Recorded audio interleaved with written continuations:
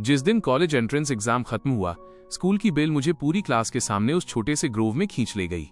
जब मैं अभी भी कंफ्यूज था, उसने अचानक मुझे किस कर लिया। एक जवान लड़की का यूनिक टेस्ट मेरे मुंह में फैल गया। फिर उसकी आवाज भर्रा गई और उसने कहा, शिया, मैं तुम्हें अपना दिल और अपना सारा फ्यूचर देने के लिए तैयार हूं। बस जब तक तुम एक बात मान जाओ, मेरी लाइफ भी तुम्हारी है। उसने मुझे चौंका दिया। पता चला कि ये सब इसलिए था क्योंकि उसकी मां बीमार थी और सर्जरी के लिए अर्जेंटली 6 लाख की जरूरत थी। हालांकि मुझ जैसे अमीर अंडर अचीवर के लिए 6 लाख सिर्फ आधे महीने की पॉकेट मनी है। फिर भी मैंने बिना दोबारा सोचे उसे रिजेक्ट कर दिया, क्योंकि एक आइस कोल्ड टॉप स्टूडेंट बेल का दिल बहुत प्रेशियस लगता है। अनफॉर्चुनेटली मैं प्यार में यकीन नहीं करता। मेरे पेरेंट्स फैमिली के इंटरेस्ट के लिए शादी कर सकते थे और 20 साल से ज्यादा समय तक एक मॉडल कपल की इमेज बनाए रख सकते थे। क्या उनके पास दिल है? शायद, लेकिन उन्होंने अपने दिल आउटसाइडर्स को दे दिए हैं। इसलिए मुझसे दिल की बात मत करो।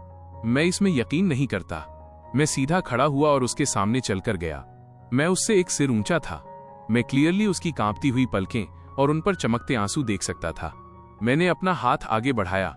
वो अकड़ गई और अनकॉन्शियसली अपनी आंखें बंद कर लीं। मेरी उंगली ने धीरे से उसके फोरहेड पर प्रहार किया। बाई निंगबिंग दंग रह गई। उसने अपनी आंखें खोली और मुझे ब्लैंकली देखने लगी। मैंने अपना हाथ पीछे खींचा, बाई निंगबिंग की आंखों में सीधा देखा और शब्द दर शब्द कहा, बाई निंगबिंग, इसे ठीक से समझ लो। क्या तुम चाहती हो कि मैं एक स्कमबैग बनूं जो किसी की बदकिस्मती का फायदा उठाता है, या तुम चाहती हो कि मैं एक अच्छा इंसान बनूं, थोड़ी कंपैशन दिखाऊं और तुम्हारी हेल्प करूं? वो पूरी तरह से हैरान थी, मुझे ब्लैंकली घूर रही थी। उसका दिमाग क्लियरली शॉर्ट सर्किट हो रहा था, लेकिन मैं उसे बस वैसे ही देखते हुए बहुत पेशेंट था। आखिरकार उसने रिएक्ट किया। उसके तने हुए कंधे तुरंत रिलैक्स हो गए। बाई निंगबिंग के मन में उम्मीद की एक छोटी सी किरण जगी। उसकी आवाज मच्छर की भिनभिनाहट जितनी धीमी थी। प्लीज, मैं तुमसे भीख मांगती हूं। मैंने डिसाइसिवली अपना सिर हिलाया। बिल्कुल नहीं, मैं कोई फिलैंथ्रोपिस्ट नहीं हूं। भले ही मेरे पास बहुत पैसा हो, मैं इसे फालतू की चीजों पर खर्च नहीं करूंगा। आखिरकार 6 लाख मेरे लिए दर्जनों नेपोलियन कैट्स खरीदने के लिए काफी है। उसकी गिड़गिड़ाती आंखें तुरंत निराशा में बदल गईं। उसे टूटने की कगार पर देखकर मेरे दिल में जो थोड़ा सा विकेड इंटरेस्ट था, वो भी फीका पड़ गया। मैंने अपनी टोन बदली। लेकिन भले ही मैं बुरा आदमी या अच्छा आदमी नहीं बनना चाहता, हम साथ में बिजनेस कर सकते हैं। मुझे याद है कि तुम्हारी एकेडमिक परफॉर्मेंस खराब नहीं है, इसलिए तुम्हारे फ्यूचर को एक पोटेंशियल स्टॉक माना जा सकता है। इसलिए मैं तुम्हें पर्सनल इन्वेस्टमेंट के तौर पर पैसे उधार दे सकता हूं। 6,000,000। मैं इसे अभी तुम्हें ट्रांसफर कर सकता हूं। उसकी आंखें तुरंत अविश्वसनीय खुशी से चमक उठीं। लेकिन मेरी एक कंडीशन है। 10 साल में तुम्हें मुझे 10 लाख वापस करने होंगे। इंटरेस्ट रेट ज्यादा नहीं है। यह तुम्हारे लिए मुश्किल नहीं होना चाहिए। साथ ही अब से 1 महीने बाद होने वाले कॉलेज एंट्रेंस एग्जाम में तुम्हें तैसिंगहुआ या पेकिंग यूनिवर्सिटी में एडमिशन लेना होगा। ये साबित करने का पहला स्टेप है कि तुम्हारे पास कर्ज चुकाने का पोटेंशियल है, और इस इन्वेस्टमेंट के लिए एक रिस्क कंट्रोल क्लॉज भी है। वो उस शख्स की तरह थी जिसने अभी अभी डूबते को तिनके का सहारा पकड़ा हो। तुरंत पागलों की तरह अपना सिर हिलाने लगी, इस डर से कि कहीं मैं अपना मन न बदल लूं। मैंने उसे अपना फोन नंबर दिया, फिर मुड़ा और चला गया। उसके एक्सप्रेशन देखने की जहमत नहीं उठाई। छोटे से ग्रोव से बाहर निकलते ही सूरज की रोशनी मुझ पर पड़ी, जो वार्म थी। एक्चुअली मुझे इस बात की बिल्कुल परवाह नहीं थी कि वो मुझे पैसे वापस करेगी या नहीं। 6 लाख सच में मेरे लिए कुछ भी नहीं है। कॉन्ट्रैक्ट की शर्तें सिर्फ दिखावे के लिए थीं। वरना हर कोई मुझसे पैसे उधार लेने के लिए दौड़ता हुआ आता, और कोई भी अमाउंट काफी नहीं होती। आज एक अच्छा काम करने से मिलने वाली थोड़ी सी स्मगनेस और बिल की फ्लस्टर्ड स्टेट को करीब से देखने के लिए 6 लाख खर्च करना कोई बुरी डील नहीं थी। लॉयर से बात करने के बाद मैंने एक टाइम और जगह फिक्स की और कॉन्ट्रैक्ट बाय निंगबिंग को फॉरवर्ड कर दिया, और बस बात खत्म। मैं अपनी ओरिजिनल डेस्टिनेशन, एक क्लब एक्टिविटी रूम की ओर चल पड़ा। खिड़की के जरिए मैं अंदर का सीन देख सकता था। मेरी चाइल्डहुड फ्रेंड लू रुआन एक पंख दिखने वाले लड़के के साथ बहुत एनिमेटेडली चैटिंग कर रही थी। लू फैमिली और मेरी फैमिली को पीढ़ियों से दोस्त माना जा सकता है, जिनके क्लोज बिजनेस टाइज हैं। इसलिए लू रुआन और मुझे भी चाइल्डहुड फ्रेंड्स माना जाता था। वो इश्यू नहीं था। मेनली वो लू रुआन की बड़ी बहन लियू किंग शू थी, जो एक सच में प्राउड वुमन, ब्यूटीफुल और रूथलेस थी। सबसे इंपॉर्टेंट बात यह है कि वो मेरे साथ बहुत अच्छा बिहेव करती थी। हर बार जब वो मुझे पॉकेट मनी देती थी तो वो मिलियंस में होती थी।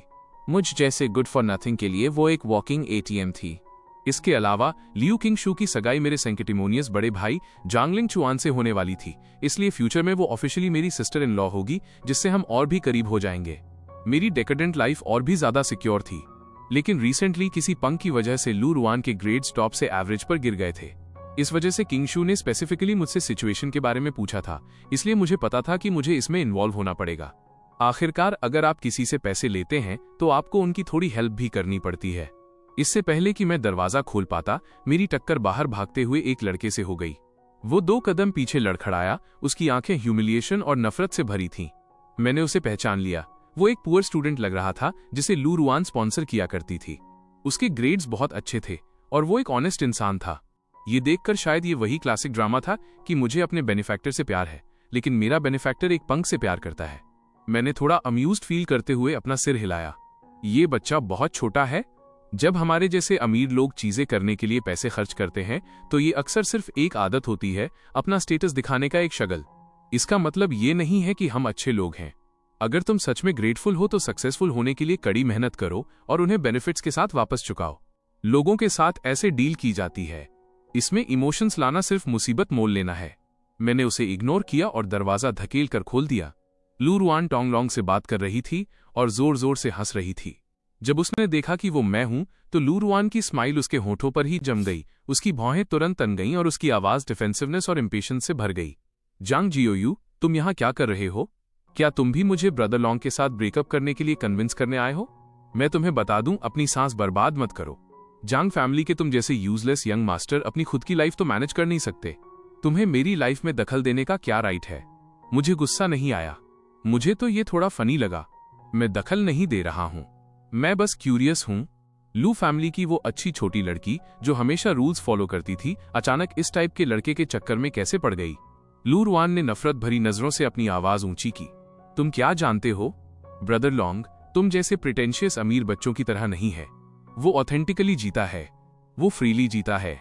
उसने टोंगलोंग के हाथों में हाथ डाला। इसे कहते हैं जीना। तुम्हारी कुकी कटर लाइफ बोरिंग होती है, यही तो लाइफ की बर्बादी है। इसके साथ ही उसने मुझ पर हमला शुरू कर दिया। खासकर तुम जांग जियोयू, तुम न तो पढ़ाई में अच्छे हो और न ही तुम खेलने में अच्छे हो। जांग फैमिली का हिस्सा होने के अलावा तुम्हारे पास और क्या है? तुम सिर से पैर तक पूरी तरह यूजलेस हो। मैंने अचानक रियलाइजेशन वाले लुक के साथ सिर हिलाया।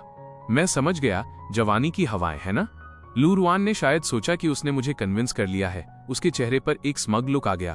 टोंगलोंग ने भी अपना सीना फुला लिया। अब वो मुझे उतनी डरी हुई नजरों से नहीं देख रहा था जैसा पहले देख रहा था। अगले ही सेकंड मैंने ऊपर से लू रुआन की ओर नीचे देखा। अब नशा उतरा। मेरी नजरों के सामने उसने अनकॉन्शियसली एक कदम पीछे ले लिया। टोंगलोंग अभी भी जमीन पर कराह रहा था, मुझे डर से भरी आंखों से देख रहा था। मैं टोंगलोंग के पास गया। क्या तुम्हें ऑथेंटिक होना पसंद नहीं है? फ्री होना पसंद है? चलो मुझे बताओ कि तुम अभी कैसा फील कर रहे हो। फ्री फील करो। टोंगलोंग बहुत दर्द में था, उसे पसीना आ रहा था, वो एक शब्द भी नहीं बोल पा रहा था।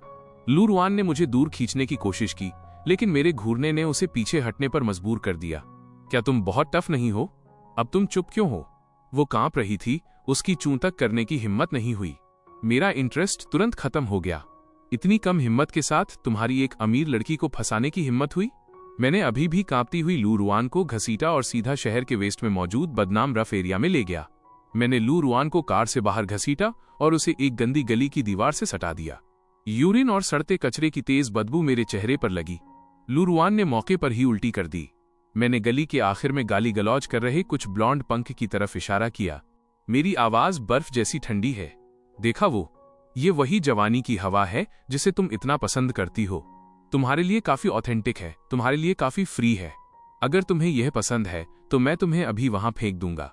लू रुआन डर के मारे तुरंत पीली पड़ गई। उसने मेरा हाथ कसकर पकड़ लिया और सुबकने लगी। मुझसे गलती हो गई। जांग जियोयू, चलो घर चलते हैं, मैं तुमसे भीख मांगती हूं। तभी मेरी नजर एक फैमिलियर फिगर पर पड़ी। वो टोंगलोंग था। वो लंगड़ा रहा था और जब मेरा ध्यान नहीं था वो चुपके से गली के दूसरे छोर से खिसक गया था। मुझे उसका पीछा करने की जहमत नहीं हुई। इस तरह का इंसान इस लायक नहीं था कि मैं दोबारा कोई कदम उठाऊं। लू रुआन ने भी क्लियरली उसे देख लिया था और उसका चेहरा राख जैसा सफेद हो गया। उसकी फैंटेसी की आखिरी उम्मीद उस भागते हुए फिगर के साथ पूरी तरह से चकनाचूर हो गई थी। उसने रोना बंद कर दिया, बस वहां सुन्न होकर खड़ी रही जैसे उसकी रूह निकल गई हो। मैंने उसे कार में बिठाया और पूरे रास्ते उसने एक शब्द भी नहीं बोला। जब कार लू फैमिली के घर के सामने पहुंची तो उसने खुद दरवाजा खोला और धीरे धीरे अंदर चली गई। मैं कार से बाहर नहीं निकला।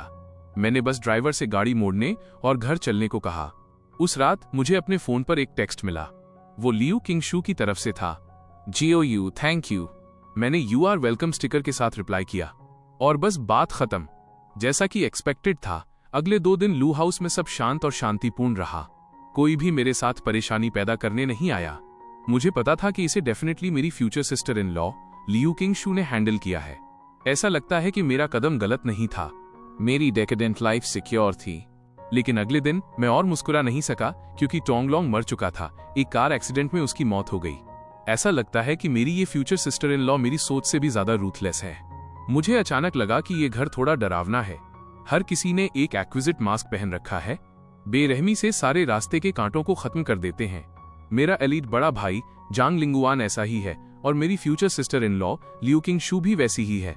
सिर्फ मैं ही सबसे अलग था, एक ऐसा इंसान जो बस ऐश करना चाहता है। मैं अचानक सिहर उठा और बेड पर उठकर बैठ गया। मुझे तुरंत यहां से मूव आउट करना होगा। इन बेरहम लोगों से अभी दूर जाना होगा। हाई लाइफ जीने के लिए तुम्हारा जिंदा रहना जरूरी है। मैंने किसी को गुड बाय नहीं कहा। अगली सुबह मैं अपना पैक्ड सूटकेस लेकर नीचे आया। मेरी मदर लिविंग रूम में थी, एलिगेंट तरीके से अपनी मॉर्निंग टी पी रही थीं। मुझे देखकर उन्होंने बस बेरुखी से एक भौं ऊपर उठाई। उनकी आवाज शांत थी। कहाँ जा रहे हो? कहीं और सोने? उन्होंने कोई और सवाल नहीं पूछा। अपना सिर झुकाकर दोबारा फाइनेंशियल मैगजीन पढ़ने लगी। मेरा नाम मात्र का फादर भी कहीं नजर नहीं आ रहा था। ये घर किसी आइस सेलर की तरह ठंडा था।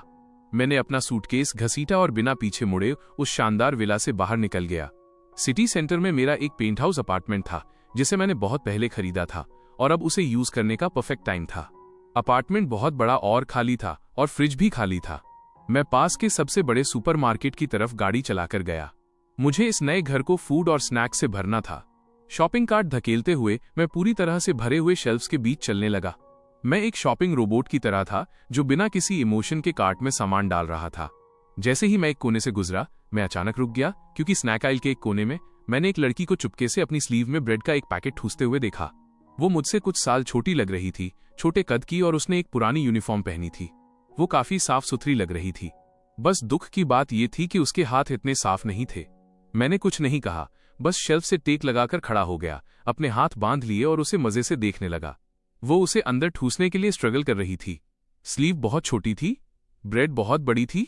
उसने बार बार कोशिश की। वो इतनी एंशियस थी कि उसके माथे पर पसीने की बूंदें आ गईं।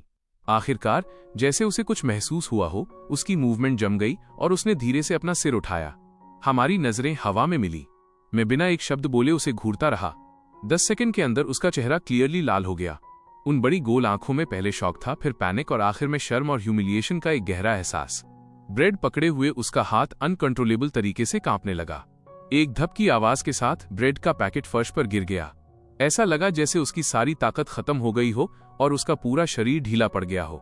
उसने अपना सिर झुका लिया, जैसे वो अपना चेहरा जमीन में गाड़ देना चाहती हो। कितना बोरिंग है। मैं वहां गया, ब्रेड का पैकेट उठाने के लिए नीचे झुका और उसे अपनी शॉपिंग कार्ट में डाल दिया। फिर मैंने कैजुअली पास के शेल्फ से अलग अलग तरह की कुकीज और कैंडीज कार्ट में भर ली। जल्द ही मेरी कार्ट एक छोटे पहाड़ की तरह ढेर हो गई। मैंने कार्ट को उसके सामने धकेला। उसका सिर अभी भी नीचे था, उसका पूरा शरीर तना हुआ था, जैसे वो किसी फैसले का इंतजार कर रही हो। मैंने अपने जूते की नोक से उसके पुराने कैनवास शूज को हल्के से किक किया और शांति से कहा, खाने के लिए पैसे नहीं है। उसका शरीर कांपा, फिर उसने हल्का सा सिर हिलाया। 1 सेकंड बाद, जैसे उसे कुछ याद आया हो, उसने जोर जोर से अपना सिरना में हिलाया।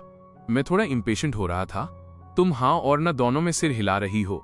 क्या तुम मेरे लिए कोई माइंड परफॉर्म कर रही हो? बात क्या है? मेरी टोन थोड़ी हार्श थी। वो मुझसे इतनी डर गई कि वो उछल पड़ी और झटके से अपना सिर ऊपर उठाया। मुझे देखते हुए उसकी आंखों के किनारे लाल थे, आंसू भरे हुए थे। उसके होंठ हिले और कुछ धुंधले। उसके गले से कुछ आवाजें निकलीं और उसने अजीब तरीके से अपने हाथों से इशारा किया। मैं सुन्न रह गया। उस मोमेंट में मेरे दिमाग में ख्याल आया, गूंगी। मैंने उसकी एंशियस और बेबस अपीयरेंस को देखा और मेरे दिल में जो झुंझलाहट थी वो तुरंत शांत हो गई। मुझे पछतावा हुआ। उस वक्त मैंने खुद को एक असली कमीना महसूस किया, उस टाइप का जिसे आधी रात को ये याद आने पर खुद को 2 थप्पड़ मारने पड़े। मैंने और कुछ नहीं कहा। दूसरी शॉपिंग कार्ट लेने के लिए मुड़ा और उसे खराब न होने वाले खाने के सामान, नॉन पेरिशेबल फूड से भर दिया। फिर मैंने दोनों कार्ट्स को धक्का दिया और उसे पीछे आने का इशारा किया। वो अब भी रिएक्ट नहीं कर पा रही थी। मेरे पास एक्सप्लेन करने का वक्त नहीं था, इसलिए मैंने बस उसकी कलाई पकड़ी और उसे चेकआउट काउंटर तक खींच ले गया। पेमेंट करने के बाद मैंने बड़े छोटे बैग्स उठाए, जबकि वो एक छोटी पूंछ की तरह मेरे पीछे चलने लगी। उसने भी स्नैक्स के कुछ सबसे हल्के बैग्स पकड़ रखे थे। अपनी स्पोर्ट्स कार में सारा सामान रखने के बाद मैंने उसे अंदर बैठने को कहा। वो एक पल के लिए हिचकिचाई, लेकिन फिर पैसेंजर डोर खोला और अंदर बैठ गई। फिर मैंने उसका एड्रेस पूछा। उसने फोन लिया। उसकी छोटी उंगलियां काफी देर तक स्क्रीन पर टैप करती रहीं और आखिर में एक लोकेशन पिन पॉइंट की। ये एक पुराना नेबरहुड था, एक ऐसी जर्जर जगह जहां से मैं कभी गुजरता तक नहीं। मैंने कुछ नहीं कहा, बस कार स्टार्ट कर दी। पूरे रास्ते कार में डरावनी खामोशी थी। उसने अपना सिर नीचे झुका रखा था और अपनी शर्ट का कोना पकड़ रखा था। कार संकरी टूटी फूटी गलियों से गुजरी और आखिर में एक टेनमेंट बिल्डिंग के सामने रुकी जो ऐसी लग रही थी जैसे अभी गिर जाएगी। मैंने इंजन बंद किया और कार से ग्रोसरी बाहर ले जाने में उसकी हेल्प की। कॉरिडोर अंधेरा और नम था, जिसमें फफूंद और दूसरी अजीब बेनाम गंध भरी हुई थी। वह मुझे तीसरी मंजिल पर ले गई और उखड़ते पेंट वाला एक लकड़ी का दरवाजा खोला। चाइनीज मेडिसिन की एक तेज गंध मुझे महसूस हुई। कमरा बहुत छोटा था, इतना छोटा कि आप क्लियरली देख सकते थे कि एक खाली घर कैसा दिखता है। आज पहली बार मैंने इसे अपनी आंखों से देखा था। एक पुरानी लकड़ी की खाट पर एक दुबली पतली बूढ़ी औरत लेटी हुई थी। उन बूढ़ी औरत की आंखें बंद थीं, उनकी सांसें धीमी थीं। लड़की ने सामान नीचे रखा, बेडसाइड की तरफ दौड़ी, कुशलता से बूढ़ी औरत को कंबल ओढ़ाया। उसकी आंखें चिंता से भरी थीं। मैं समझ गया। बात ये नहीं थी कि उसके पास खाने के लिए पैसे नहीं थे, बल्कि ये थी कि उसके पास अपनी फैमिली मेंबर की बीमारी के इलाज के लिए पैसे नहीं थे। ब्रेड चुराना शायद इसलिए था क्योंकि वो बहुत भूखी थी और अपनी दादी के मेडिकल के पैसों को खर्च नहीं करना चाहती थी। फिर से वही दुख भरी कहानी। मुझे इस तरह के सीन देखना सबसे ज्यादा नापसंद है। लड़की ने अपनी दादी की देखभाल करने के बाद वो मेरे पास आई, झुककर प्रणाम किया, फिर टेबल से एक पुरानी नोटबुक ली और उस पर जल्दी से लिखा। उस पर सुंदर हैंडराइटिंग में एक लाइन लिखी थी, थैंक यू। इन सब में कितने पैसे खर्च हुए, मैं फ्यूचर में आपको जरूर वापस कर दूंगी। मुझे वो लाइन थोड़ी फनी लगी। मुझे वापस क्या दोगी? फिर से चोरी करके? मैंने कुछ नहीं कहा, बस अपना फोन निकाला और अपनी फैमिली के पर्सनल असिस्टेंट को कॉल किया। मैंने फोन पर संक्षेप में बात की। लाओ वांग, सिटी के सेंट्रल हॉस्पिटल के स्पेशल वार्ड से कांटेक्ट करने में मेरी हेल्प करो। 15 मिनट में सिटी के वेस्ट में इस टेनमेंट बिल्डिंग के एड्रेस पर एक एम्बुलेंस भेजो। वे इसे तुम्हें भेज देंगे। सारा खर्च सीधे मेरे अकाउंट में चार्ज कर देना। पूरे प्रोसेस में 1 मिनट से भी कम समय लगा। लड़की पूरी तरह दंग रह गई। उसका मुंह खुला का खुला रह गया। वो मुझे ब्लैंकली घूर रही थी। रोना भूल गई, लिखना भूल गई। मैं समझ सकता था उसके लिए जिस चीज का सपना देखने में उसे पूरी उम्र लग जाती, उसे मैंने एक सिंगल फोन कॉल से सॉल्व कर दिया था। मैंने उसके पैरों के पास पड़े लगेज बैग को हल्के से किक किया। तुम क्या स्पेसिंग आउट कर रही हो? अपना सामान पैक करो और हॉस्पिटल जाने के लिए तैयार हो जाओ। वो अपने ख्यालों से बाहर आई और तुरंत हड़बड़ी में पैकिंग करने लगी। एक्चुअली पैक करने के लिए ज्यादा कुछ था नहीं। कुछ पुराने फीके कपड़े, एक इनेमल मग जिसका हैंडल टूटा हुआ था। एम्बुलेंस बहुत जल्दी आ गई। प्रोफेशनल मेडिकल स्टाफ ने सावधानी से उन बूढ़ी औरत को स्ट्रेचर पर लिटाया। शुरू से अंत तक लड़की ने मेरी शर्ट का कोना कसकर पकड़ रखा था, जैसे उसे डर हो कि मैं अचानक गायब हो जाऊंगा। हालांकि ये थोड़ा ऑकवर्ड था, लेकिन मैंने उसका हाथ पीछे नहीं हटाया। हॉस्पिटल में सब कुछ स्मूथली अरेंज हो गया। एक स्पेशल वार्ड जिसमें 24/7 नर्सिंग केयर थी। टॉप एक्सपर्ट्स की एक टीम ने तुरंत कंसल्टेशन शुरू कर दी। मैं उस उजले और साफ हॉस्पिटल रूम के बाहर खड़ा था, अंदर बिजी डॉक्टर्स और नर्सेस को देख रहा था और बेड साइड पर उस लड़की को जो घबराई हुई और ग्रेटफुल लग रही थी। टोंग लोंग की मौत को लेकर मेरे दिल में जो थोड़ी उदासी थी, वो थोड़ी कम होती महसूस हुई। पैसे खर्च करके वाकई अच्छा मूड खरीदा जा सकता है। तभी मेरी शर्ट का कोना फिर से हल्के से खींचा गया। उसने वो फटी हुई नोटबुक मेरे सामने की जिस पर लिखा था, मैं आपकी इस मेहरबानी का बदला कैसे चुका पाऊंगी। मैंने दरवाजे के फ्रेम से टेक लगाई और उस लड़की की तरफ देखा। मैं ये नहीं कह रहा कि मुझे तुमसे बदला चाहिए। वो जल्दी में थी। उसने अपनी नोटबुक में बहुत तेजी से लिखा। उसकी हैंडराइटिंग थोड़ी मैसी थी, बहुत साफ नहीं थी। मैं आपका पैसा फ्री में नहीं ले सकती। आप एक अच्छे इंसान हैं। मैंने वे 2 शब्द देखे, अच्छे इंसान। मेरे होठों पर मुस्कुराहट और गहरी हो गई। आज के दौर में मुझ जैसे इंसान को भी एक अच्छा इंसान माना जा सकता है। पैसा होना वाकई बहुत अच्छी बात है। मैंने उसे बीच में ही रोक दिया। पहली बात, मैं कोई अच्छा इंसान नहीं हूं। दूसरी बात, मैं पहले ही कह चुका हूं, मैं उस तरह का इंसान हूं जिसे परेशानी से सबसे ज्यादा नफरत है। तुम्हारा यहां मेरे साथ बहस करना मुझे परेशानी दे रहा है, समझी? वो मेरे इस ट्विस्टेड लॉजिक से थोड़ी हैरान थी। वो मुझे ब्लैंकली घूरती रही, समझ नहीं पा रही थी कि क्या जवाब दे। मैंने उसके एक्सप्रेशन को देखा और आह भरी। मैं उसके पास गया। अब और बकवास नहीं। मैंने उसके हाथ से नोटबुक और पेन लिया और नोटबुक में लिखा, बस इसे ऐसे समझो कि मैं एडवांस में एक इंश्योरेंस पॉलिसी खरीद रहा हूँ। तुम मन लगाकर पढ़ाई करो, फ्यूचर में एक अच्छी यूनिवर्सिटी में एडमिशन लो, ताकि अगर कभी मेरे बुरे दिन आए और मैं सड़कों पर भीख मांग रहा हूँ तो बस मुझे एक कटोरी चावल देना याद रखना। लिखने के बाद मैंने नोटबुक वापस उसके हाथों में थमा दी। वह नोटबुक के शब्दों को देखकर काफी देर तक दंग रह गई। फिर उसने ऊपर देखा। उसकी आंखें झरने के पानी जैसी साफ थीं। आखिरकार आंसू निकल ही आए। वो जोर से नहीं रोई, बस खामोशी से आंसू बहाती रही। एक एक बूंद उस पुरानी फटी हुई नोटबुक पर गिरी। मुझे थोड़ा ऑकवर्ड फील हुआ और मैंने दूसरी तरफ देखा। ठीक है, अब और मत रो। तुम्हारी दादी को अभी भी तुम्हारी देखभाल की जरूरत है। इस तरह रोने का क्या मतलब है? मैंने एक पल के लिए सोचा और आगे कहा, तुम किस स्कूल में पढ़ती हो? मैं लाओ वांग से कहकर तुम्हारी ट्यूशन फीस भी भरवा दूंगा और साथ ही हर महीने वो तुम्हें रहने के खर्च के लिए 5,000 ट्रांसफर कर देगा, जब तक कि तुम यूनिवर्सिटी से ग्रेजुएट होकर जॉब नहीं ढूंढ लेती। ये मत कहना कि तुम्हें इसकी जरूरत नहीं है। इसे भी एक इंश्योरेंस प्रीमियम ही समझो। इतना कहने के बाद मुझसे ये फिल्मी सीन और ज्यादा बर्दाश्त नहीं हुआ। मैंने डॉक्टर को कुछ सिंपल इंस्ट्रक्शंस दिए, फिर मुड़ा और वहां से निकल गया।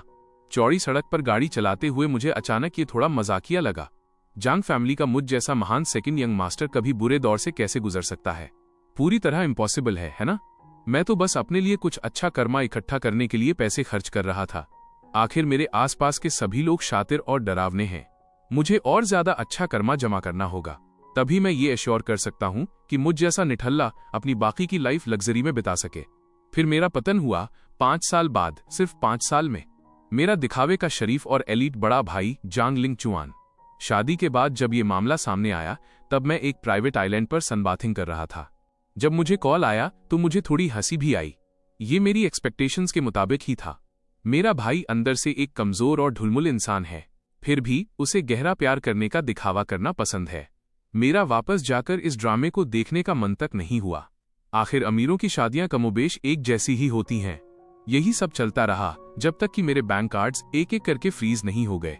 मेरे नाम की सारी प्रॉपर्टी, स्टॉक्स और इन्वेस्टमेंट फंड्स के मालिक रातों रात बदल गए। तब जाकर मुझे बहुत देर से एहसास हुआ कि कुछ गलत है। जब तक मैं आइलैंड से वापस भागा, सब कुछ पहले ही सेटल हो चुका था। जांग कॉरपोरेशन का नाम बदलकर लियू हो गया था। मेरे फादर पर अनगिनत इकोनॉमिक क्राइम्स के लिए मुकदमा चलाया गया। सबूत पक्के थे।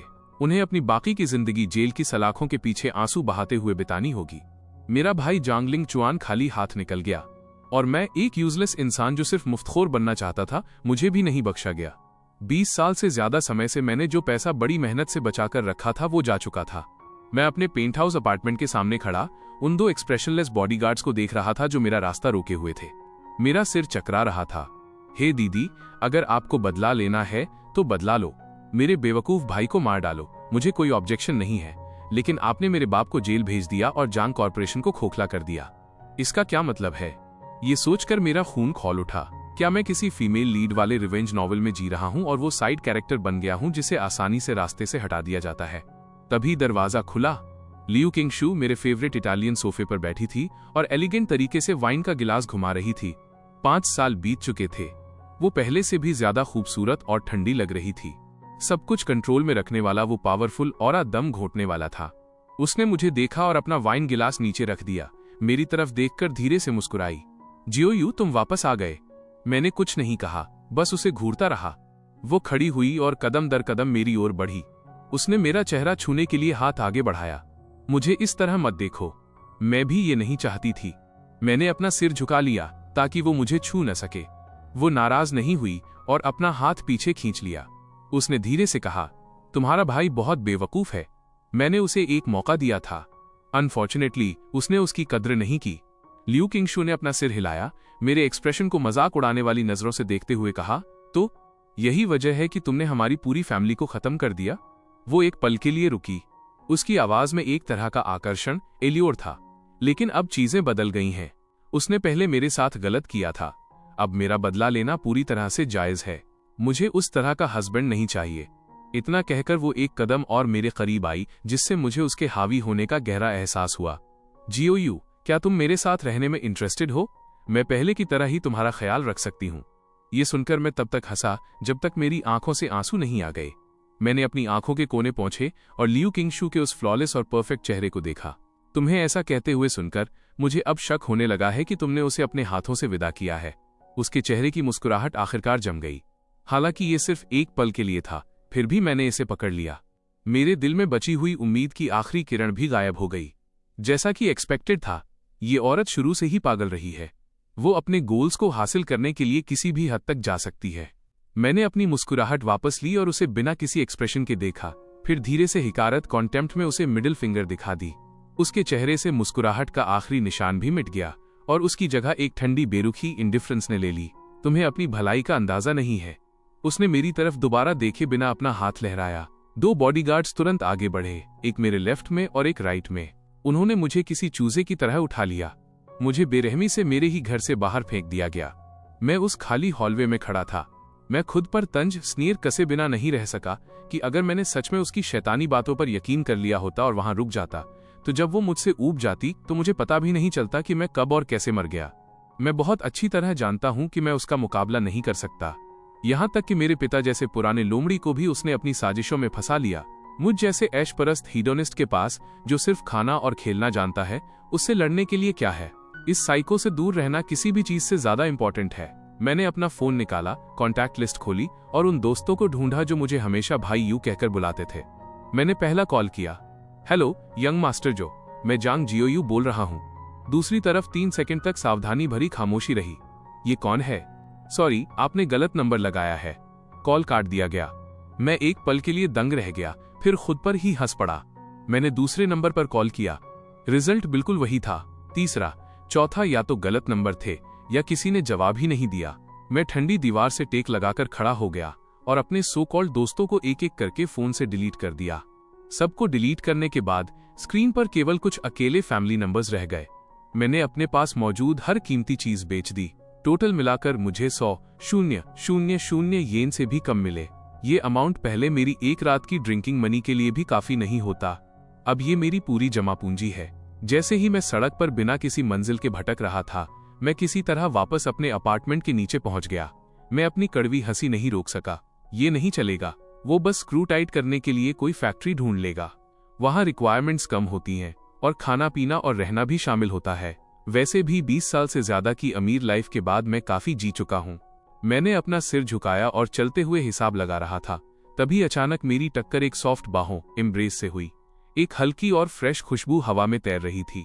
मैंने इंस्टिंक्टिवली माफी मांगनी चाहिए, लेकिन जैसे ही मैंने ऊपर देखा, मेरी मुलाकात अचानक एक जोड़ी साफ आंखों से हुई। वो एक नाजुक चेहरे वाली लड़की थी। वो थोड़ी फैमिलियर लग रही थी, लेकिन मुझे याद नहीं आ रहा था कि मैं उससे कहाँ मिला था, लेकिन वो क्लियरली मुझे जानती थी। मैं उसकी आंखों में वो पल साफ देख सकता था जब उसने मुझे पहचान लिया। एक अजीब सी खुशी और राहत उसके चेहरे पर उमड़ पड़ी। उसके होंठ हिले जैसे वो कुछ कहना चाहती हो, लेकिन फिर उसे किसी बात का एहसास हुआ। आखिर में उसने बस जल्दी से और अनाड़ीपन क्लमसिली के साथ अपनी जेब से एक फोन निकाला और उस पर तेजी से टाइप किया। फोन की स्क्रीन जल उठी। मिस्टर जांग, क्या आपको अभी भी मैं याद हूं? मैंने उन शब्दों को देखा। मिस्टर जांग। आजकल बहुत कम लोग मुझे इस नाम से बुलाते हैं। मैंने उसके चेहरे को और करीब से देखा। यादों के टुकड़े धीरे धीरे जुड़ने लगे। अचानक मुझे सब याद आ गया। मैं थोड़ा सरप्राइज हुआ।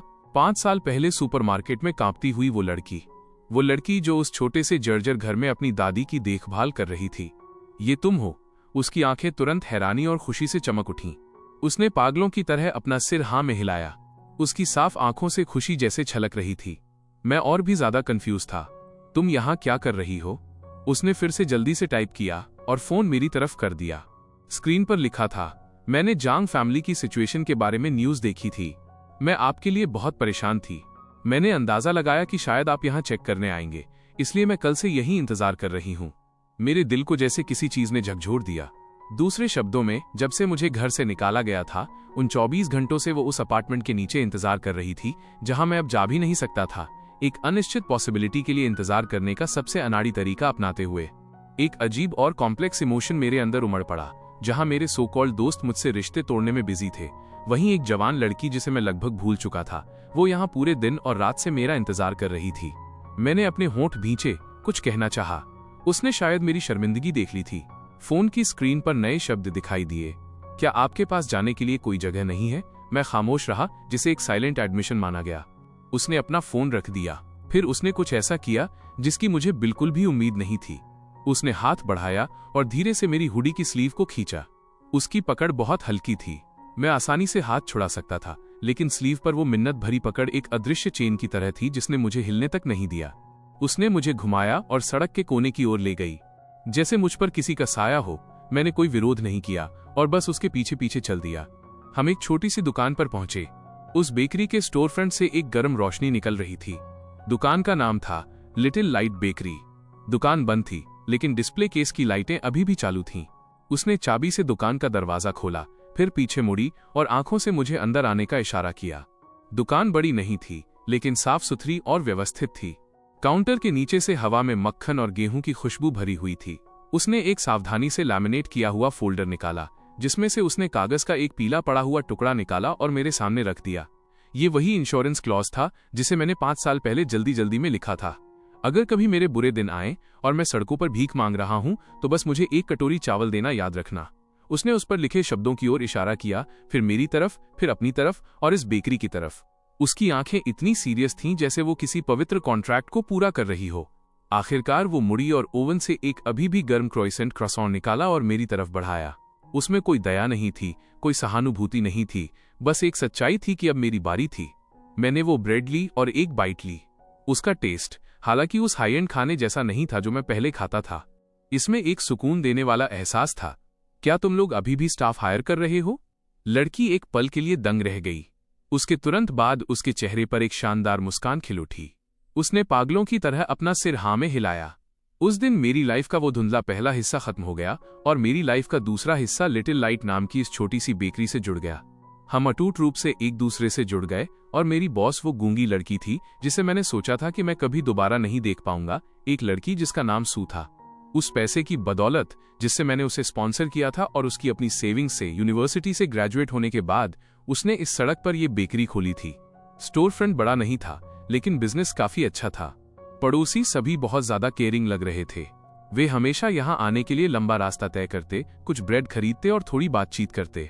एक जवान लड़की के लिए अकेले रहना आसान नहीं है। अब बेहतर है, उसके पास हेल्प करने के लिए कोई है, बस उसे देखना ही सुकून देता है।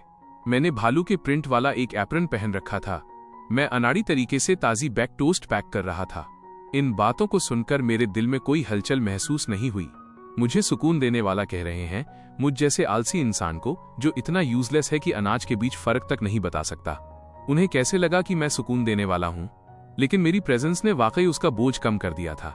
कम से कम भारी कामों में, जैसे आटे और चीनी की बोरियां उठाना, उसके जैसी छोटी और नाजुक लड़की को अब उन्हें करने के लिए अपने दांत पीसकर स्ट्रगल नहीं करना पड़ता था। शाम को दुकान बंद हो गई। हम ऊपर के छोटे से अपार्टमेंट में वापस चले जाते। अगर मुहावरा एक घर जिसमें 4 खाली दीवारों के अलावा कुछ नहीं है उसकी पिछली जगह को डिस्क्राइब करता था, तो इस जगह को शायद एक ऐसी दीवार, एक डाइनिंग टेबल, 2 कुर्सियां, एक सोफा और बालकनी से अलग किया गया एक छोटा सा कमरा वाला घर माना जा सकता था। वो मेरा बेडरूम था। ये मेरे पिछले मेंशन के बाथरूम से भी छोटा था, लेकिन मैं पिछले 20 से ज्यादा सालों की किसी भी रात की तुलना में यहां ज्यादा चैन से सोया। वहां कोई साजिश नहीं थी, कोई दिखावा नहीं था। हवा में बस नीचे से आती हुई गेहूं की हल्की खुशबू तैर रही थी। मैंने एक ऑर्डिनरी इंसान बनना सीखना शुरू किया। ये सीखना कि हर जगह धूल उड़ाए बिना झाड़ू कैसे लगाते हैं। ये सीखना कि किचन को उड़ाए बिना कांजी बनाने के लिए प्रेशर कुकर का इस्तेमाल कैसे करते हैं। ज्यादातर समय रिजल्ट्स बहुत खराब होते थे। मैंने गलती से चीनी की जगह नमक डाल दिया और बहुत ही नमकीन रेड बीन सूप बना दिया। उसने उसे टेस्ट किया। उसका छोटा सा चेहरा सिकुड़ गया, लेकिन उसने उसे थूका नहीं।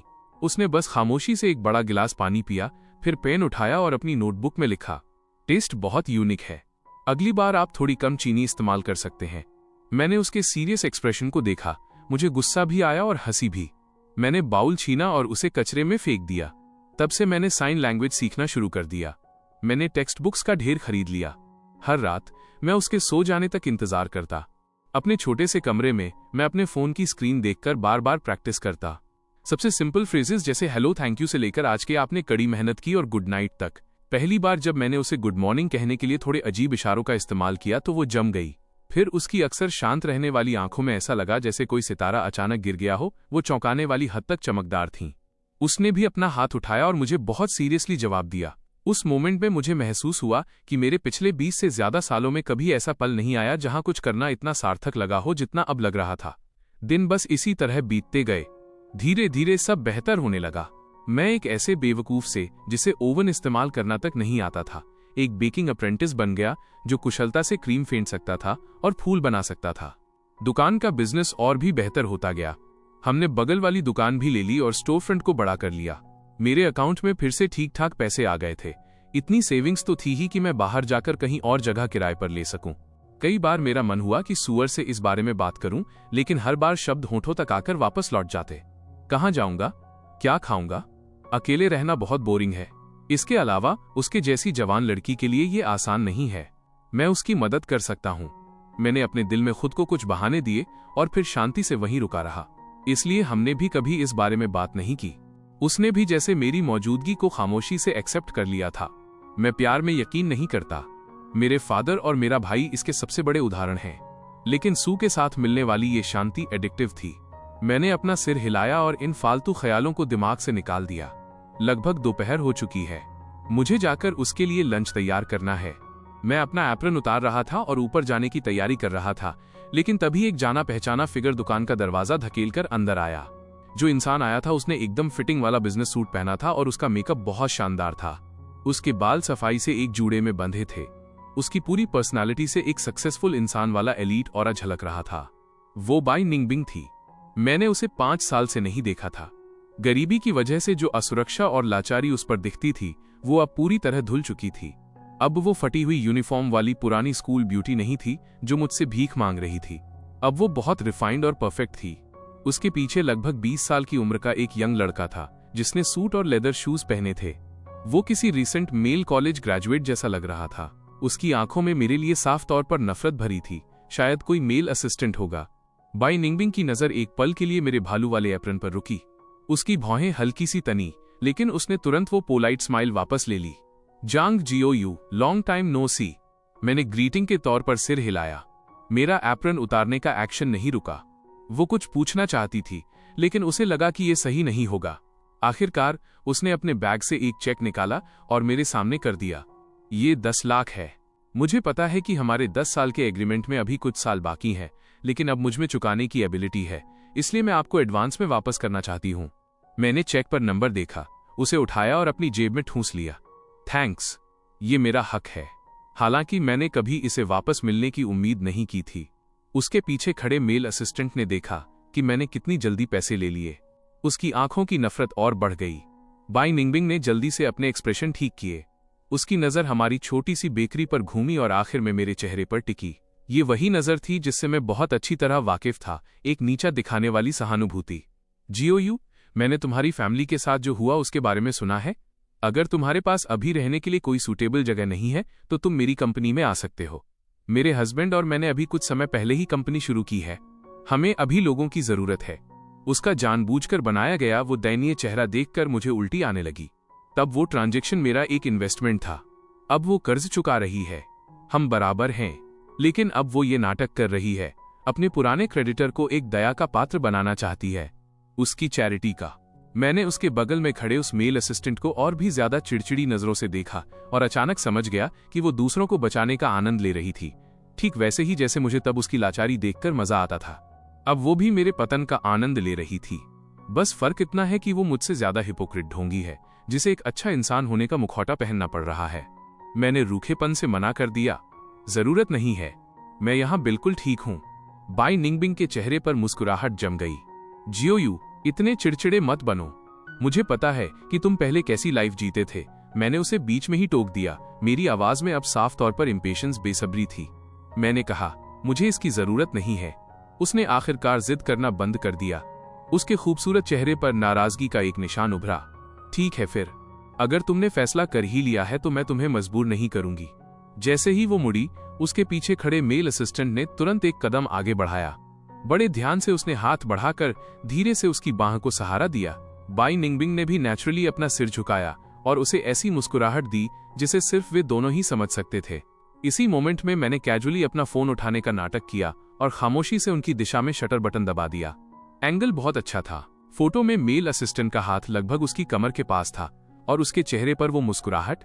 जो भी इसे देखता उसे ये नहीं लगता कि ये किसी ऑर्डिनरी सबऑर्डिनेट मातहत के लिए दी गई मुस्कान है। मैंने अपना फोन उठाया और उनकी तरफ लहराया। ख्याल रखना, मैं तुम्हें बाहर तक छोड़ देता हूं। फिर मैंने इंटरनेट पर उसके हस्बैंड का पब्लिक ईमेल एड्रेस ढूंढने में 2.5 मिनट लगाए। फिर मैंने गुमनाम तरीके से वो फोटो वहां भेज दी। ये सब करने के बाद मैंने सेंडिंग हिस्ट्री से वो फोटो डिलीट कर दी। मेरा मूड काफी हल्का हो गया। मैंने सुई के साथ खामोशी से लंच खत्म किया। मेरा दिमाग भी धीरे धीरे शांत हो गया। मैं काउंटर से टेक लगाकर सोचने लगा कि इस 10 लाख का इस्तेमाल कैसे किया जाए। उस पर लिखा नंबर इतना साफ था कि थोड़ा चकाचौंध कर रहा था। कितना समय हो गया है जब मैंने इतने सारे पैसे एक साथ देखे थे। कम से कम अब हमारी लाइफ इतनी तंगी में नहीं बीतेगी और वो नए इक्विपमेंट भी आ जाएंगे जिनके लिए सू हमेशा तरसती थी। मैं जितना इस बारे में सोचता उतना ही खुश होता जाता। मैंने कभी नहीं सोचा था कि 10 लाख इतने काम के हो सकते हैं। तभी दरवाजे की घंटी बजी। एक साफ लेकिन जानबूझकर कमजोर बनाई गई आवाज ने मेरे ख्यालों को तोड़ दिया। जियो। मैंने अपना सिर घुमाया और लू रुआन को देखा। ओह, आज काफी पुराने जानने वाले आ रहे हैं। अगर मुझे सही याद है तो तुम्हें कुछ काम है? मैं बिना किसी एक्सप्रेशन के काउंटर से टेक लगाकर खड़ा रहा। उसने अपने होंठ भींचे। उसकी चमकती आंखों में आंसू भरे थे। वो कुछ कहने की चाहत, लेकिन हिचकिचाहट वाला लुक मुझे बीमार महसूस करा रहा था। लू रुआन की आवाज में थोड़ी शिकायत थी। मैं तुमसे मिलना चाहती थी। सेकंड मिस लू, अब आप कौन सा नाटक कर रही हैं? मैं लगभग ठहाका मारकर हंस पड़ा। उसकी आंखें तुरंत लाल हो गईं जैसे उसके साथ बहुत बड़ा अन्याय हुआ हो। जियो, मुझे पता है कि मैं पहले बहुत बेवकूफ थी। मैंने कई गलत चीजें की। मुझे हमेशा लगता था कि मुझे एक जुनूनी और तूफानी प्यार पसंद है, लेकिन अब मैं समझ गई हूं, मैं जो सच में चाहती हूं वो बस एक स्टेबल फैमिली है। उसकी टोन सिंसियर थी। उसकी आंखें गहरी मोहब्बत से भरी थीं। उसने अपना सिर उठाया। वे भीगी हुई आंखें मुझे गौर से देख रही थीं, जिनमें गहरी यादें और प्यार झलक रहा था। जांग जियो, चलो फिर से शुरुआत करते हैं। मुझे तुम्हारी अब की सिचुएशन पता है। मेरी बहन ने वाकई बहुत ज्यादा कर दिया, लेकिन कोई बात नहीं, मैं तुम्हें सपोर्ट कर सकती हूँ। उसकी टोन में एक इशारा था, पिटी और चैरिटी का। लो, ये फिर से शुरू हो गया। वो भटका हुआ बेटा वापस आ गया वाला नाटक, है ना? लेकिन गलत फहमी में मत रहना। मैंने तुम्हारे साथ कभी कुछ शुरू ही कब किया था? मैंने अपनी आंखें मटकाने की इच्छा को बमुश्किल रोका। मेरे ख्याल कुछ साल पीछे चले गए। वो शादी बहुत ही भव्य और टचिंग थी। शादी में वो रोई थी और उसने कहा था कि मैं उसकी लाइफ की रोशनी हूं। वो खुशी जिसे उसने सब कुछ दांव पर लगाकर पाया था। उस वक्त मैं स्टेज के नीचे खड़ा उस बेवकूफ को देख रहा था जो इमोशनल होकर आंसू बहा रहा था।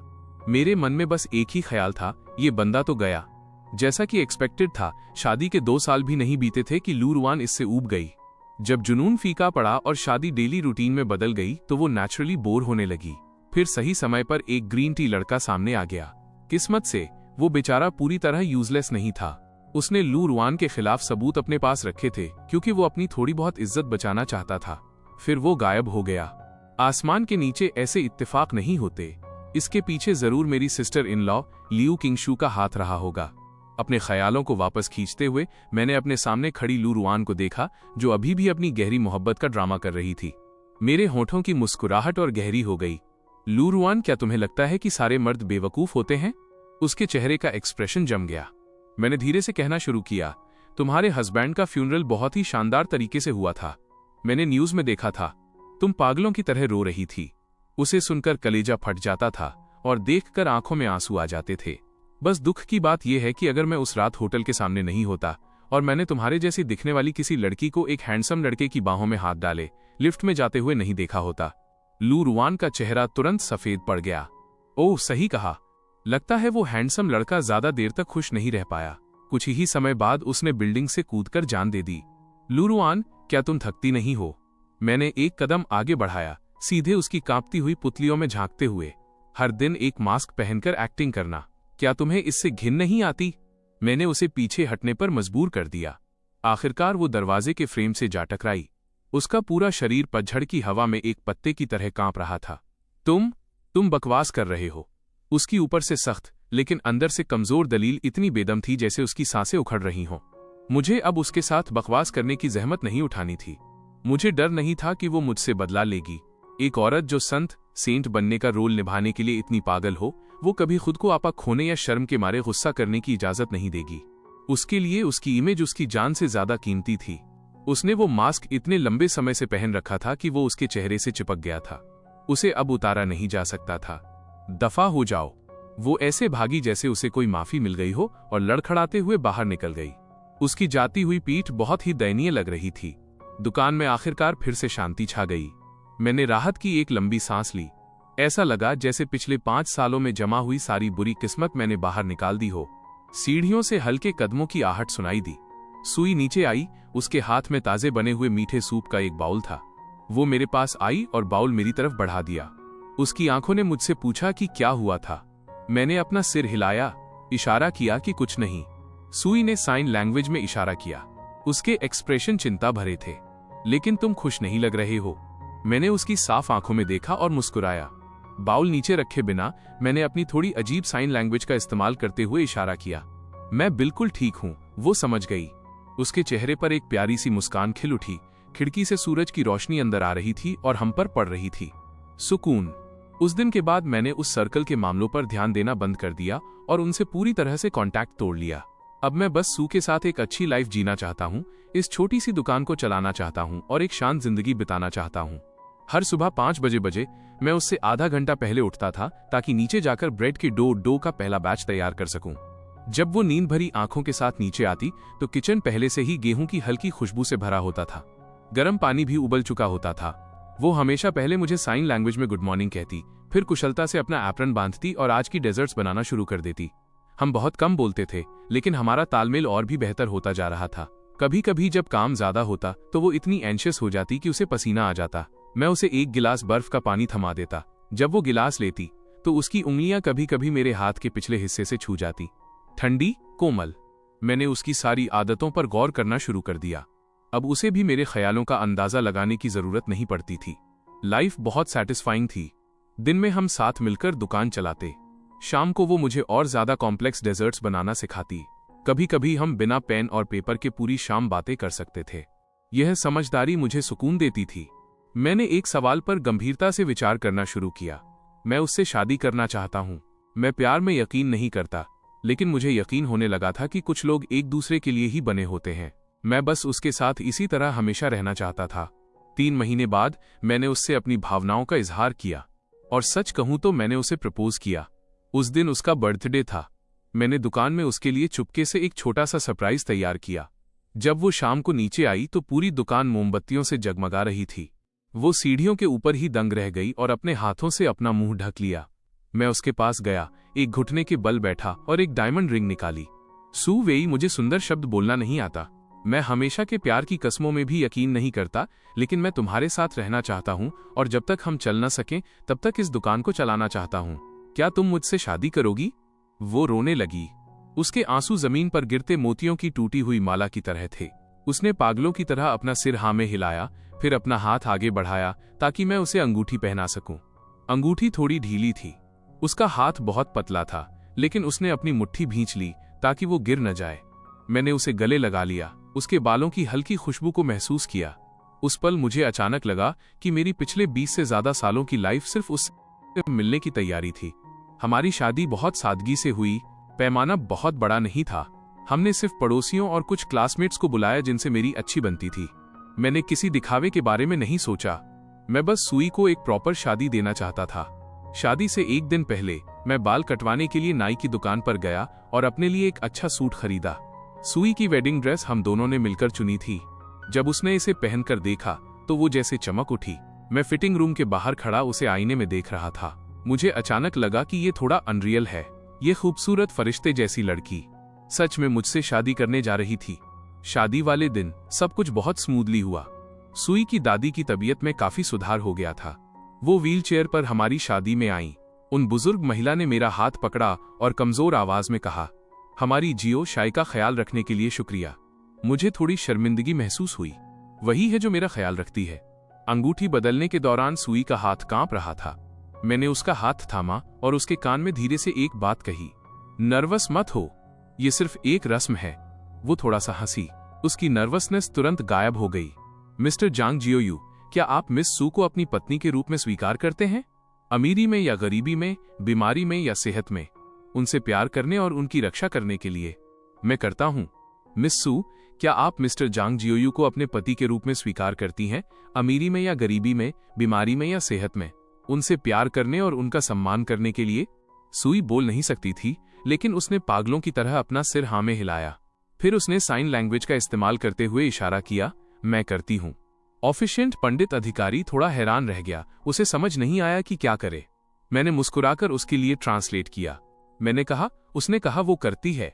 स्टेज के नीचे से तालियों की गड़गड़ाहट गूंज उठी। जब किस किस करने की बारी आई तो वो थोड़ी शर्मा गई। उसका चेहरा सेब की तरह लाल हो गया था। मैंने बहुत हल्के से, बहुत धीरे से उसके होठों को चूमा, जैसे मुझे डर हो कि उसे चोट न लग जाए। फिर मैं उसके कान के पास झुका और कहा, मिसेस जांग, मैं अब से आपके मार्गदर्शन का इंतजार करूंगा। वो मेरी बाहों में इतना हंसी कि उसके कंधे हिलने लगे। मेरे क्लासमेट्स भी एक एक करके हमें बधाई देने आए। एक पुराना रूममेट जिसके मैं काफी करीब था, उसने कहा, जियो, तुम बदल गए हो। पहले तुम हर चीज के प्रति बेरुखी, इंडिफरेंट दिखाते थे, अब तुम एक नॉर्मल इंसान लग रहे हो। मैंने अपनी दादी से बात करती हुई सुई को देखा और मुस्कुराया। शायद इसलिए क्योंकि अब मेरे पास कोई ऐसा है जिसकी परवाह करना सार्थक है। शादी खत्म होने के बाद हम ऊपर अपने घर वापस आ गए। सब कुछ पहले जैसा ही था, बस शादी में मिले कुछ गुलदस्ते और गिफ्ट ज्यादा थे। सुई ने अपनी वेडिंग ड्रेस उतारी और अपने रोजमर्रा के घरेलू कपड़ों में बदल गई। उसने किचन में मेरे लिए लेट नाइट स्नैक बनाया।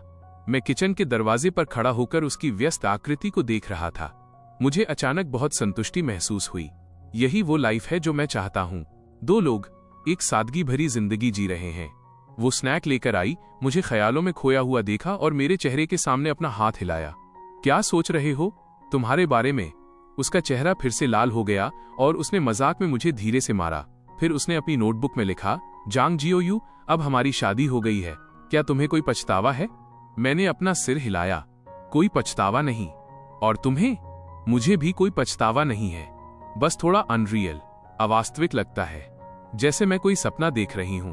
मैंने हाथ बढ़ाया और उसका गाल खींचा। क्या दर्द हुआ? उसने अपना चेहरा पकड़ा और मुझे घूरा।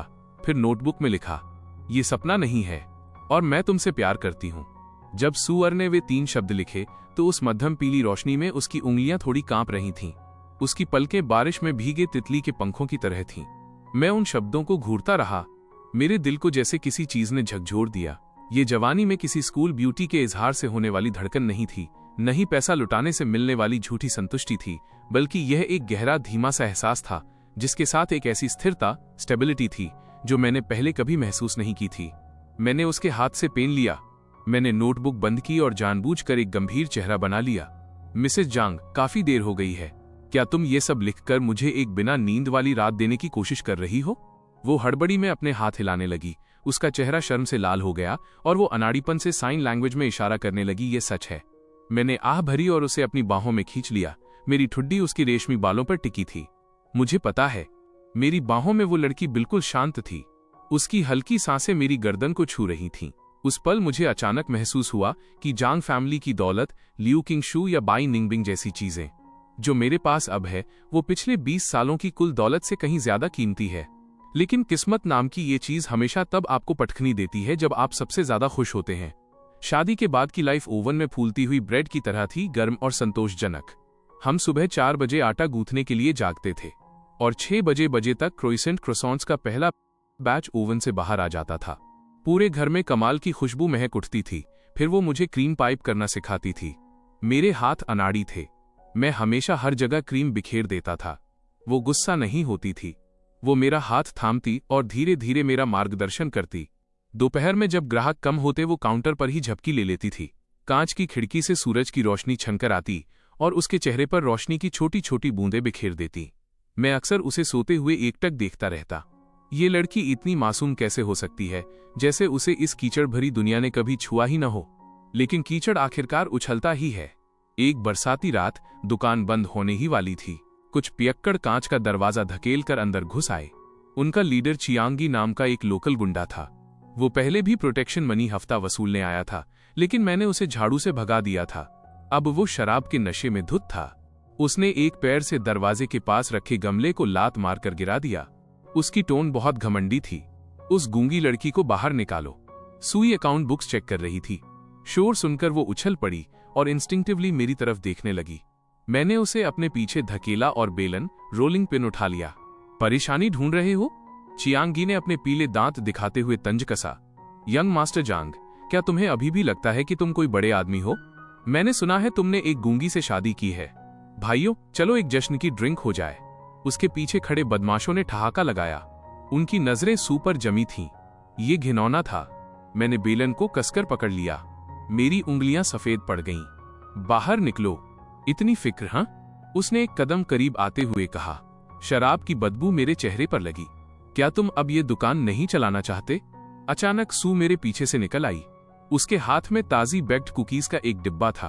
उसने जबरदस्ती एक मुस्कान बिखेरी और उनकी तरफ इशारा किया, जिसका मतलब उन्हें खाने के लिए इनवाइट करना था। उस पल मेरे दिल में सुइयां चुभती महसूस हुईं। यह पागल लड़की हमेशा सोचती थी कि दयालुता से बुराई को मिटाया जा सकता है। चियांगी ने कागज के डिब्बे को जोर से मारकर गिरा दिया। कुकीज पूरे फर्श पर बिखरकर टूट गईं। यह कूड़ा कौन खाएगा? उसने सू की कलाई पकड़ने के लिए हाथ बढ़ाया। मैं पूरी तरह से फट पड़ा। बेलन सीधे उस पर जाकर लगा। उस हंगामे में मुझे नहीं पता कि मुझे कितनी लातें और घूंसे पड़े। मुझे बस इतना याद है कि मैंने काउंटर के कोने में सू को कसकर प्रोटेक्ट किया हुआ था। दूर से पुलिस के सायरन की आवाज सुनाई दी। बदमाश पल भर में वहां से भाग गए। कांपते हुए सू ने मेरे होठों के कोने पर जमी खून की लकीर को छूने के लिए हाथ बढ़ाया। उसकी आंखों से बड़े बड़े आंसू एक एक करके गिर रहे थे, लेकिन वो एक भी आवाज नहीं निकाल पा रही थी। मैंने अपना चेहरा पोंछा और जबरदस्ती मुस्कुराया। तुम रो क्यों रही हो? तुम्हारा पति अभी मरा नहीं है। वो और भी जोर से रोने लगी, किसी डरे हुए नन्हे जानवर की तरह मेरी बाहों में सिमट गई। उस रात वो पूरी रात मेरा हाथ पकड़कर सोई। जरा सी हलचल भी उसे जगा देती थी।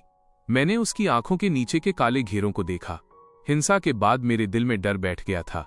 क्या होता अगर आज मैं उसकी रक्षा नहीं कर पाता? अगले दिन मैंने कबाड़ बाजार से एक ठोस लोहे की रॉड खरीदी और उसे काउंटर के नीचे रख दिया।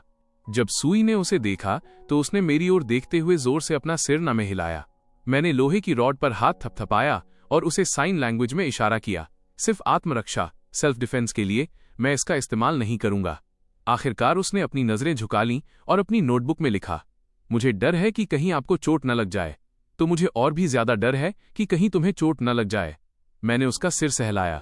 सुई, अब मेरे पास जो कुछ भी है वो बस तुम ही हो। उसने नम आंखों से मेरी ओर देखा और अंत में धीरे से सिर हिलाया। शांति के दिन ज्यादा दिन नहीं टिके। लू रुयान किसी मंडराते हुए भूत की तरह फिर से सामने आ गई। इस बार वो दुकान के अंदर नहीं आई, बल्कि एक चमचमाती लाल स्पोर्ट्स कार चलाकर सड़क किनारे रुकी। सनग्लासेस ने उसका आधा चेहरा ढका हुआ था। उसने उंगली से मुझे अपनी ओर बुलाया। मैं आटे की बोरी उठा रहा था और मुझे उसकी कोई परवाह नहीं थी, इसलिए वो कार से बाहर निकली, कार के दरवाजे से टेक लगाकर खड़ी हुई और मुस्कुराई। जांग जियोयू, क्या तुम्हारी पत्नी जानती है कि तुमने बाई निंगबिंग की मदद कैसे की थी? उसकी टोन उकसाने वाली थी। मेरा हाथ फिसल गया। आटे की बोरी जोर से जमीन पर गिरी और सफेद धूल का गुबार उड़ गया। सुई ने शोर सुना और दुकान से बाहर दौड़कर आई, हमें शक भरी नजरों से देखने लगी। लू रुयान ने अपने सनग्लासेस उतारे और सुई की ओर साफ तौर पर नफरत भरी सहानुभूति से देखा। कितनी बेचारी है, तुम जैसे बेकार आदमी के साथ रह रही है जो एक ठीक ठाक शादी तक का खर्च नहीं उठा सकता। मैंने अपनी मुट्ठियां भींच लीं। मेरी नसें फड़कने लगीं। लू रुयान, अपना मुंह बंद करो। क्या हुआ? डर लग रहा है? तुम तब ऐसे नहीं थे जब उस स्कूल ब्यूटी ने तुमसे भीख मांगी थी। क्या तुम्हें चैरिटी दान का वो एहसास पसंद नहीं आया था? अब तुम इतने गहरे प्यार का ढोंग कर रहे हो। सुई लू रुयान की बातें नहीं समझ पा रही थी, लेकिन वह तनाव भरे माहौल को महसूस कर सकती थी। उसने धीरे से मेरी शर्ट का कोना खींचा। उसकी आंखें चिंता से भरी थीं। मैंने एक गहरी सांस ली, अपने गुस्से को दबाया, मुड़ा और सुई को इशारा किया, कुछ नहीं है, तुम पहले अंदर जाओ। सू और हिचकिचाई वहीं खड़ी रही। लू रुयान ने अचानक अपने फोन पर एक रिकॉर्डिंग बजाई। ये उस साल छोटे से जंगल में बाई निंगबिंग की सिसकती हुई आवाज थी। मैं अपना दिल तुम्हें देने को तैयार हूं। मेरा सब कुछ तुम्हारा है, बस तुम मेरी एक बात मान लो, मैं कोई समाज सेवी फिलैंथ्रोपिस्ट नहीं हूं। सुई का चेहरा पल भर में सफेद पड़ गया। उसने मेरी ओर देखा और फिर लू रुयान की ओर। उसके होंठ कांप रहे थे, लेकिन वो कोई आवाज नहीं निकाल पा रही थी। लू रुयान ने बड़े गर्व से अपना फोन वापस रख लिया। छोटी बहन, क्या तुम्हें लगता है कि ये एक अच्छा इंसान है? उसने बाई निंगबिंग की मदद सिर्फ दूसरों की लाचारी का मजा लेने के लिए की थी। तुम्हारी मदद करना भी शायद इसकी कोई सनक रही होगी। तुम बकवास कर रही हो। मेरा कंट्रोल पूरी तरह खत्म हो गया। मैं फोन छीनने के लिए आगे झपटा। लू रुयान चीखी और कार में छिप गई। दरवाजा अंदर से लॉक कर लिया। स्पोर्ट्स कार धूल उड़ाते हुए तेजी से निकल गई। पीछे रह गए तो बस मैं और सुई। उसने अपना सिर झुका लिया। उसके कंधे हल्के से कांप रहे थे। मैंने उसे छूना चाहा, लेकिन उसने अनजाने में एक कदम पीछे खींच लिया। वो एक कदम पीछे हटना मेरे दिल में चाकू की तरह लगा। उस रात दुकान बंद करने के बाद अटारी अटैक का माहौल दम घोटने वाला था। सुई ने मेरी तरफ पीठ कर ली थी और वो बिस्तर ठीक कर रही थी। उसने एक बार भी मेरी तरफ नहीं देखा। मैंने उसे कंधों से पकड़ा और अपनी तरफ घूमने पर मजबूर किया। क्या तुम उस पर यकीन करती हो? सुई ने अपने होंठ भींचे, उसकी आंखें आंसुओं से भरी थीं। उसने अपनी नोटबुक में लिखा, क्या उसने जो कहा वो सच है? सच है, लेकिन पूरी तरह नहीं। मैंने अपना चेहरा पोंछा। मैंने उसे विस्तार से बताया कि कैसे उस साल मैंने बाई निंगबिंग को रिजेक्ट किया था और कैसे वो कॉन्ट्रैक्ट बना था। मैंने उसे बारीकी से सब बताया। सुई, मैं मानता हूं कि मैं कोई अच्छा इंसान नहीं हूं, लेकिन तुम्हारे साथ मैंने इसे कभी चैरिटी दान नहीं समझा। वो काफी देर तक खामोश रही, इतनी देर तक कि मुझे लगा वो मुझसे फिर कभी बात नहीं करेगी। आखिरकार उसने धीरे से इशारा करने के लिए अपना हाथ उठाया। मुझे डर लग रहा है। किस बात का? मुझे डर है कि एक दिन तुम मुझसे ऊब जाओगे और तुम्हें मेरी जरूरत नहीं रहेगी। उसकी उंगलियां कांप रही थीं। मेरे पास कुछ नहीं है, मेरे पास सिर्फ तुम हो। मेरा दिल बैठ गया। मैंने उसे कसकर अपनी बाहों में भींच लिया। पगली, वो मैं हूं जिसके पास सिर्फ तुम हो। उस रात हम एक दूसरे को थामे हुए सोए, जैसे दो घायल जानवर एक दूसरे के जख्म चाट रहे हों।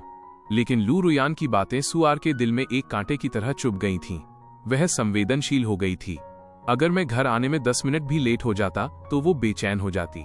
अगर कोई महिला ग्राहक मुझसे थोड़ी देर बात कर लेती तो वो चुपचाप वहां से चली जाती।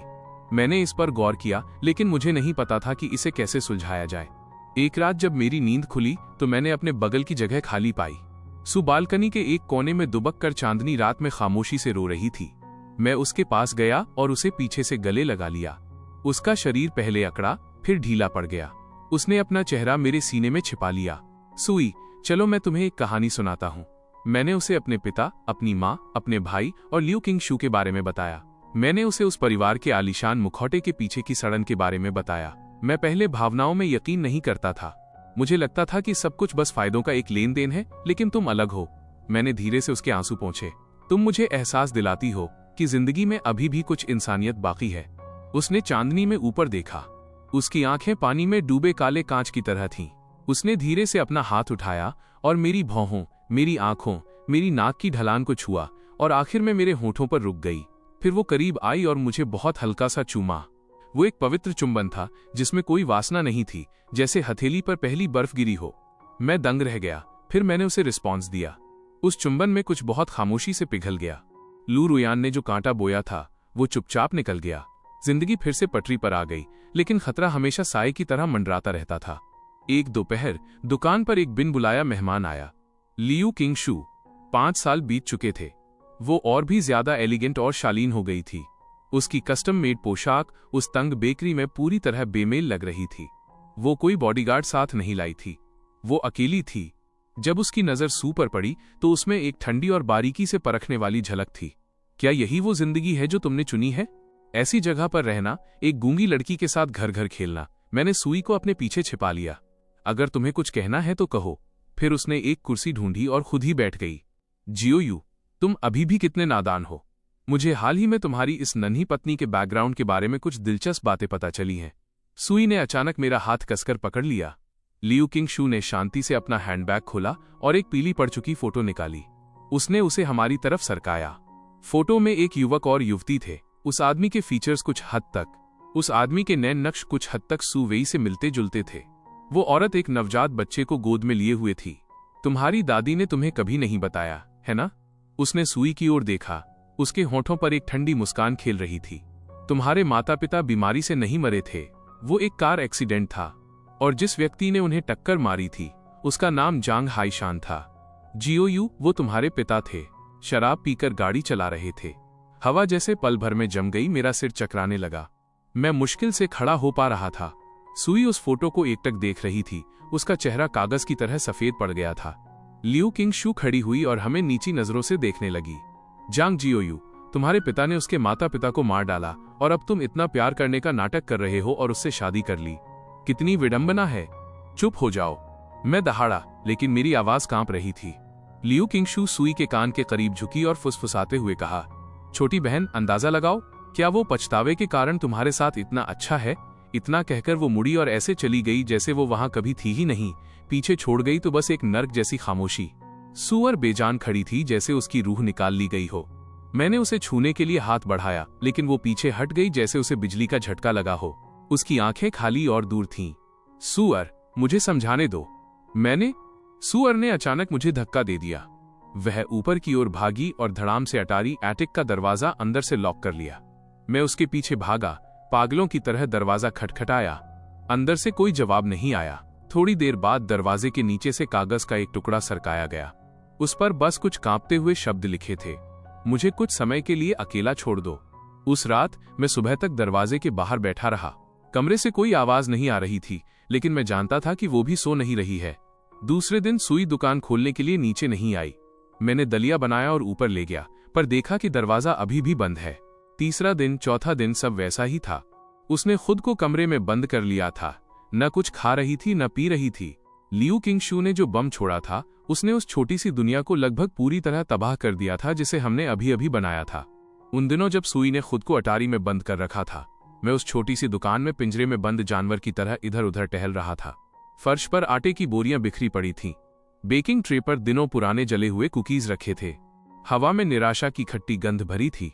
अनगिनत बार मेरा मन हुआ कि ऊपर जाऊं और उस कमजोर दरवाजे को तोड़ दूं, लेकिन हर बार जब मैं दरवाजे की दरार के नीचे वो मुझे अकेला छोड़ दो वाला नोट देखता, जिसकी हैंडराइटिंग और भी डगमगाती जा रही थी, तो मेरा उठा हुआ हाथ बेबस होकर गिर जाता। मुझे डर था कि मेरा करीब जाना शायद वो आखिरी तिनका साबित होगा जो उसे पूरी तरह तोड़ देगा। बेबसी का ये एहसास उस साल अपनी फैमिली के पतन का सामना करने से भी बदतर था। तब कम से कम मैं गुस्सा कर सकता था, गाली दे सकता था, अपना बैग पैक करके जा सकता था, लेकिन अब मेरे पास गुस्सा होने का हक भी नहीं था। उस गुनहगार का खून मेरी रगों में दौड़ रहा था। लियू किंगशू ने मेरी सबसे कमजोर डिफेंस लाइन को पूरी तरह ढूंढ लिया था। एक बार और सब बिखर गया। 5वीं रात को देर गए अटारी से एक दबी हुई सिसकी सुनाई दी, जैसे किसी छोटे जानवर के कराहने की आवाज हो। उसके तुरंत बाद किसी भारी चीज के जमीन पर गिरने की तेज आवाज आई। मेरा दिल बैठ गया। मैंने किसी और चीज की परवाह नहीं की और स्पेयर चाबी का इस्तेमाल करके दरवाजा तोड़ दिया। मैंने सुई को बेड के पास गिरा हुआ पाया। उसका चेहरा राख जैसा हो गया था। उसके होंठ सूखे और फटे हुए थे। उसके पास पानी का एक गिरा हुआ गिलास था। ऐसा लग रहा था कि वो पानी पीना चाहती थी, लेकिन उसमें उतनी ताकत भी नहीं बची थी। कई दिनों तक न खाने के कारण, न खाने पीने की वजह से उसका शरीर अपनी सीमा तक पहुंच गया था। मैं तेजी से आगे बढ़ा और उसे गोद में उठा लिया। वो पंख जैसी हल्की लग रही थी, जैसे किसी भी पल ओझल हो जाएगी। सू, मैंने उसका चेहरा थपथपाया। मेरी आवाज इतनी कांप रही थी कि मैं शब्द भी नहीं बना पा रहा था। उसकी पलकें धीरे से फड़फड़ाईं और एक दरार की तरह खुली। उसकी खाली नजरें मेरे चेहरे पर पड़ीं, बिल्कुल दिशाहीन। उस पल मैं बुरी तरह डर गया कि वो बस ऐसे ही चली जाएगी। डर था कि मुझे प्रायश्चित करने का मौका भी नहीं मिलेगा। मैं पागलों की तरह नीचे भागा, दलिया गरम किया और थोड़ा गुनगुना पानी बनाया। मैंने धीरे से उसके होंठ खोले और छोटे चम्मच से सावधानी से उसे खिलाया। वो यंत्रवत मैकेनिकली निगलती रही। उसकी आंखें अब भी बेजान थीं। आधा कटोरा दलिया खिलाने के बाद मैंने थोड़ा गर्म पानी लिया और तौलिए से उसके मुरझाए हुए चेहरे और ठंडे हाथ पैर धीरे से पोंछे। पूरी प्रक्रिया के दौरान वो एक कठपुतली की तरह थी, मुझे जो चाहे करने दे रही थी। केवल उसकी आंखों के कोने से बीच बीच में लुढ़कते आंसू ही इस बात का सबूत थे कि वो अब भी जीवित है। मैंने उसे बिस्तर में ठीक से लिटाया और उसके बगल में लेट गया। कंबल के ऊपर से ही उसे कसकर पकड़ लिया। मेरी सोने की हिम्मत नहीं हुई। डर था कि आंखें बंद करते ही वो ओझल हो जाएगी। सू, मैंने उसके कान में फुसफुसाया, मुझे पता है तुम मुझे सुन सकती हो। तुम मुझसे नफरत कर सकती हो। तुम मुझे दोष दे सकती हो। जो चाहो वो करो, लेकिन तुम मर नहीं सकती। अगर तुम मर गई तो मैं क्या करूंगा? मैं जांग जियोयू 20 से ज्यादा सालों तक जिया हूं। मैंने अपने हिस्से की भयानक चीजें की हैं, लेकिन मैंने कभी किसी को नुकसान पहुंचाने के बारे में नहीं सोचा। मेरे पिता ने जो पाप किया, मैं उसे स्वीकार करूंगा। अगर तुम्हें लगता है कि मुझे मारने से तुम्हारी नफरत शांत होगी, तो मैं तुम्हें अभी चाकू दे दूंगा। इतना कहकर मैंने उसका हाथ पकड़ा और उसे अपने दिल पर रख दिया। लेकिन तुम खुद को सजा देकर मुझे इस तरह सजा नहीं दे सकती। तुम्हारी दादी ने तुम्हें पालने के लिए बहुत मेहनत की है, इसलिए नहीं कि तुम इस तरह खत्म हो जाओ। क्या तुम्हें वो क्रोइसेंट याद है जो तुमने मुझे दिया था? वो मेरी जिंदगी की सबसे कड़वी और सबसे मीठी चीज थी जो मैंने कभी खाई थी। मेरे पतन की वजह से कड़वी, तुम्हारी वजह से मीठी। इस दुकान का नाम लिटिल लाइट है। तुमने ही इसे रोशन किया था। अगर तुम चली गई तो ये रोशनी बुझ जाएगी। मेरी दुनिया वाकई अंधेरे में डूब जाएगी। मुझे नहीं पता कि मैं कितनी देर तक बोलता रहा, जब तक कि मेरा गला सूखकर दर्द नहीं करने लगा। मेरी बाहों में मौजूद वह शरीर ठंडा ही रहा। अगली सुबह मैं उसके लिए कुछ खाने बनाने के लिए उठने ही वाला था कि एक ठंडे हाथ ने मेरी आस्तीन को धीरे से खींचा। मैं तेजी से मुड़ा और उसकी नजरों से मिला। हालांकि आंखें अब भी लाल और सूजी हुई थीं, लेकिन उनमें रोशनी की एक हल्की सी किरण थी। उसने मेरी ओर देखा। उसके होंठ बिना किसी आवाज के कांप रहे थे, लेकिन उसके मुंह से धुंधला सा पानी शब्द बना। मैं पानी लेने के लिए लगभग भागा। मेरे हाथ इतने कांप रहे थे कि मैंने आधा पानी गिरा दिया। उसे कुछ घूंट पानी पिलाने के बाद वो मेरे सीने से लग गई और अपनी आंखें बंद कर लीं। उसकी आंख के कोने से एक आंसू लुढ़का, लेकिन इस बार ये वैसी बेबस निराशा वाली खामोशी नहीं थी, बल्कि इसमें एक थकी हुई कमजोरी का एहसास था। ये एहसास कि वो मुझे अपने करीब आने दे रही है, मुझे लगभग खुशी से रुला देने वाला था। उसके बाद के दिन धीरे धीरे और मुश्किल से ठीक होने वाली प्रक्रिया के थे। सुई की सेहत धीरे धीरे सुधर गई, लेकिन उसके दिल का जख्म भरने से बहुत दूर था। वो असामान्य रूप से शांत हो गई, पहले से भी ज्यादा खामोश। वो अब भी मेरे साथ दुकान चलाती थी, लेकिन उसकी हर हरकत धीमी थी। वो अक्सर आटे के कटोरे को एकटक देखती रहती। रात में वो अब भी अचानक चौंक कर जाग जाती और ठंडे पसीने में तरबतर होती। मैं उसे अपनी बाहों में थाम लेता और मैं उसके दिल की बेतहाशा धड़कन महसूस कर सकता था। अब उसने मुझसे कम्युनिकेट करने के लिए अपनी नोटबुक का इस्तेमाल करना बंद कर दिया था। जब उसे कभी कुछ जाहिर करने की जरूरत होती तो वो केवल साधारण इशारों का सहारा लेती। मैं जानता था कि वो कांटा अभी भी उसके दिल में गहराई से चुभा हुआ है। लियू किंगशू के शब्द जहर की तरह थे, जो उसे और हमारे बीच के भावनाओं के भरोसे को अंदर ही अंदर खत्म कर रहे थे। वो अनजाने में मेरे स्पर्श से बचने लगी थी। अगर मैं उसकी थाली में खाना परोसता तो वो उसे स्वीकार करने से पहले एक पल के लिए जम जाती। रात में अगर मैं सोते समय उसे गले लगाना चाहता तो वो बेरुखी से दूसरी तरफ मुड़ जाती। यह जानबूझकर बनाई गई दूरी किसी भी बहस से ज्यादा दम घोंटने वाली थी। मैं समझ सकता था कि वो संघर्ष कर रही है। हमारे बीच की हर चीज, मेरी मदद, मेरे प्रपोजल को फिर से परख रही है। क्या मेरा सारा प्यार एक पिता के देर से जागे हुए पछतावे से उपजा था? एक ऐसा पछतावा जिसका भुगतान बेटा कर रहा था। मोड़ एक दोपहर को आया। एक बुजुर्ग महिला जो अक्सर होल व्हीट ब्रेड खरीदने आती थी, उसने कांपते हुए हमें एक मोटा लिफाफा थमाया। उसने कहा कि ये खास कुकीज हैं जो उसके बेटे ने विदेश से भेजी हैं और वो सामान्य रूप से हमारा ख्याल रखने के लिए हमें धन्यवाद देने पर जोर दे रही थी। सुई ने मना कर दिया, लेकिन कृपया इसे स्वीकार करें बेटा, आप और आपके पति अच्छे लोग हैं। आजकल ऐसे ईमानदार बिजनेस वाले लोग कम ही मिलते हैं। आप दोनों को अच्छे से रहना चाहिए, बुजुर्ग महिला ने सुई का हाथ थामते हुए बड़बड़ाया। बुजुर्ग महिला के जाने के बाद सुई कुकीज का डिब्बा पकड़े काफी देर तक काउंटर के पीछे खड़ी रही।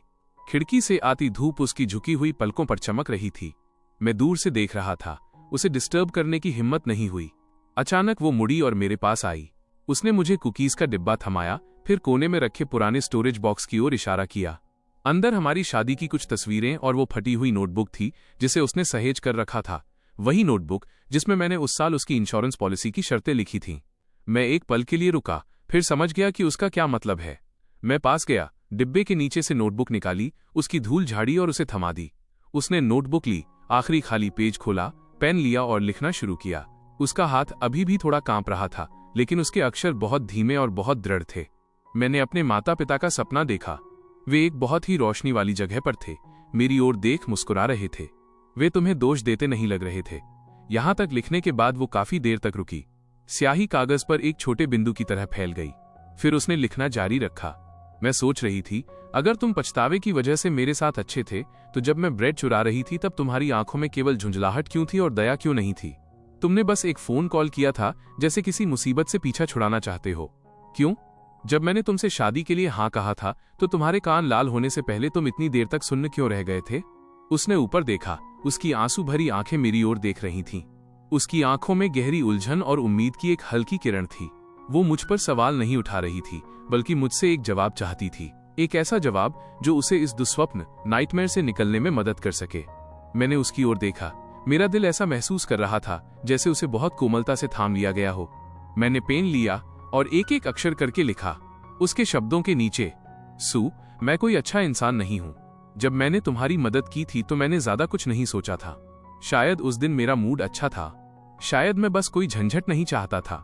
जब मैंने तुमसे शादी की थी तब मैंने साफ तौर पर नहीं सोचा था कि ये प्यार है या नहीं। मुझे बस तुम्हारे साथ बहुत सुकून महसूस होता था, थकान नहीं होती थी।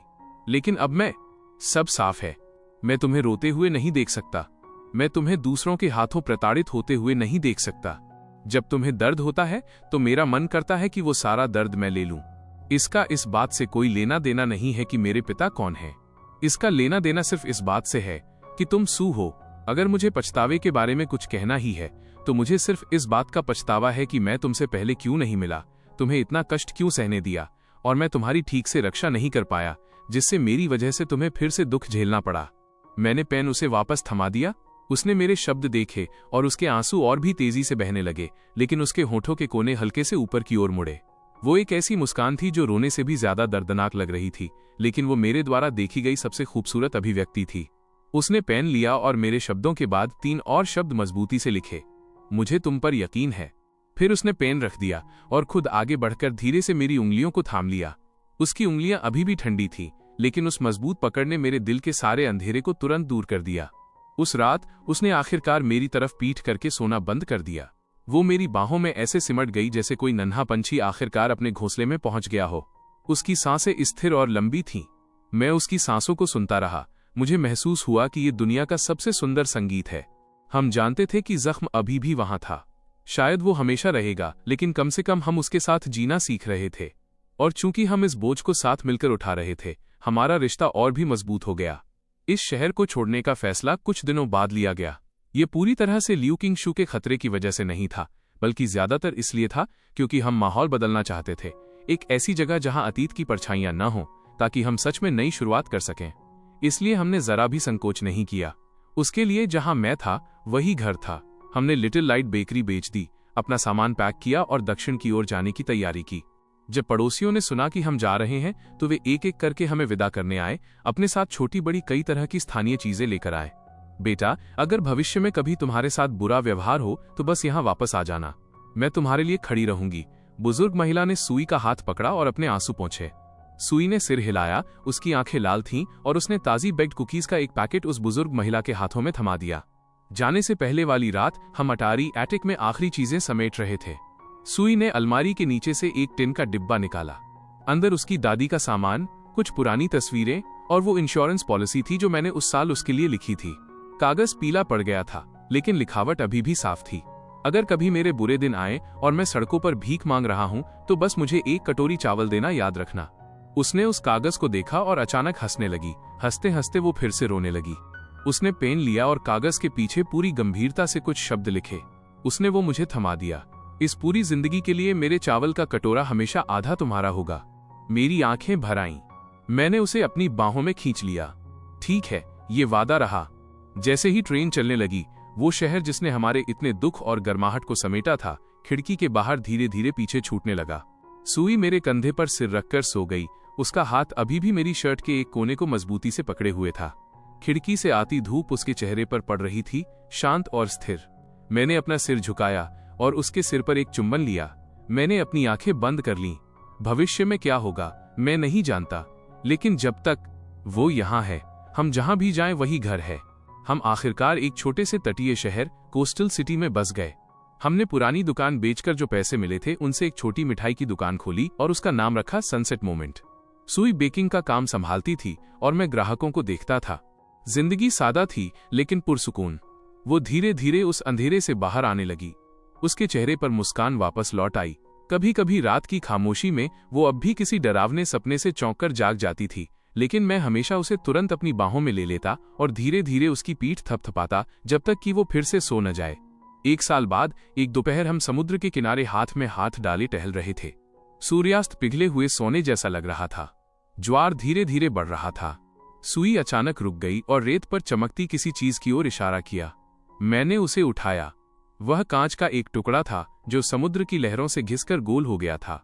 ढलते सूरज की रोशनी में वो एक सुनहरी चमक बिखेर रहा था। उसने कांच का वो टुकड़ा लिया और काफी देर तक सूरज की रोशनी में उसे देखती रही। फिर उसने उसे मेरी हथेली पर रख दिया और मेरे हाथों को बंद करते हुए इशारा किया कि मैं इसे संभाल कर रखूं। मैंने उसे चिढ़ाया कि ये हमारे प्यार की निशानी है। उसने जोर से सिर हिलाया। उसकी आंखें चमक रही थीं। एक दोपहर मौसम बहुत उमस भरा था। दुकान में ज्यादा ग्राहक नहीं थे। सुवी अगले दिन के लिए बैटर तैयार कर रही थी। मैं काउंटर के पीछे बैठा अकाउंट बुक्स चेक कर रहा था। तभी मुझे एक बहुत हल्की सिसकी सुनाई दी। सिर उठाकर देखा तो सुवी के हाथ में मौजूद विस्क फेंटने वाला रुक गया था। वह खिड़की के बाहर एकटक देख रही थी। खिड़की के बाहर एक युवा पिता अपनी बेटी को पीठ पर लादे टहल रहा था। उस छोटी बच्ची की हंसी चांदी की घंटियों की तरह साफ कांच के पार गूंज रही थी। मैंने हिसाब की किताबें रखीं और उसके पास गया। उसने मेरी तरफ नहीं देखा। उसकी नजरें तब तक उस बाप बेटी का पीछा करती रहीं जब तक कि वे गली के अंत में ओझल नहीं हो गए। दोपहर की धूप में उसका चेहरा थोड़ा पीला लग रहा था। उसकी आंखों में एक ऐसा जटिल एहसास था जिसे मैं बयां नहीं कर सकता, तड़प और दुख का मिश्रण। मैंने धीरे से उसका हाथ छुआ। वो होश में आई, मेरी ओर देखकर एक फीकी मुस्कान दी और सिर हिलाकर इशारा किया कि वो ठीक है। फिर उसने अपना सिर झुकाया और कटोरे में बैटर को और भी जोर जोर से फेंटना शुरू कर दिया, जैसे वो इस काम से किसी चीज को दूर भगाने की कोशिश कर रही हो। मैं जानता था कि वो अपने माता पिता के बारे में सोच रही थी, उस बचपन के बारे में जो हंसी खुशी उनके साथ बीतना चाहिए था। ये एक ऐसा मलाल था जिसे वो कभी पूरा नहीं कर सकती थी। लू रुयान के शब्द एक जहरीले कांटे की तरह थे। धूप वाले दिनों में भी वे अनजाने में उसे दर्द के साथ चुभ जाते थे। उस रात दुकान बंद करने के बाद हम पिछले दरवाजे की छोटी सीढ़ियों पर बैठकर समुद्र की हवा का आनंद ले रहे थे। लहरें धीरे धीरे किनारे से टकरा रही थीं। दूर मछली पकड़ने वाली नावों की लाइटें टिमटिमा रही थीं। सूवी बहुत शांति से मेरे कंधे पर सिर टिकाए बैठी थी। मैंने उसका हाथ थाम लिया। उसकी हथेली थोड़ी ठंडी थी। मैंने खामोशी तोड़ते हुए कहा, सूवी, क्या हमें उनसे मिलने जाना चाहिए? उसका शरीर थोड़ा अकड़ गया। उसने उलझन में मेरी ओर देखा। मेरा मतलब है तुम्हारे माता पिता से मिलने जाना। मैंने बहुत सोच समझकर शब्द चुने।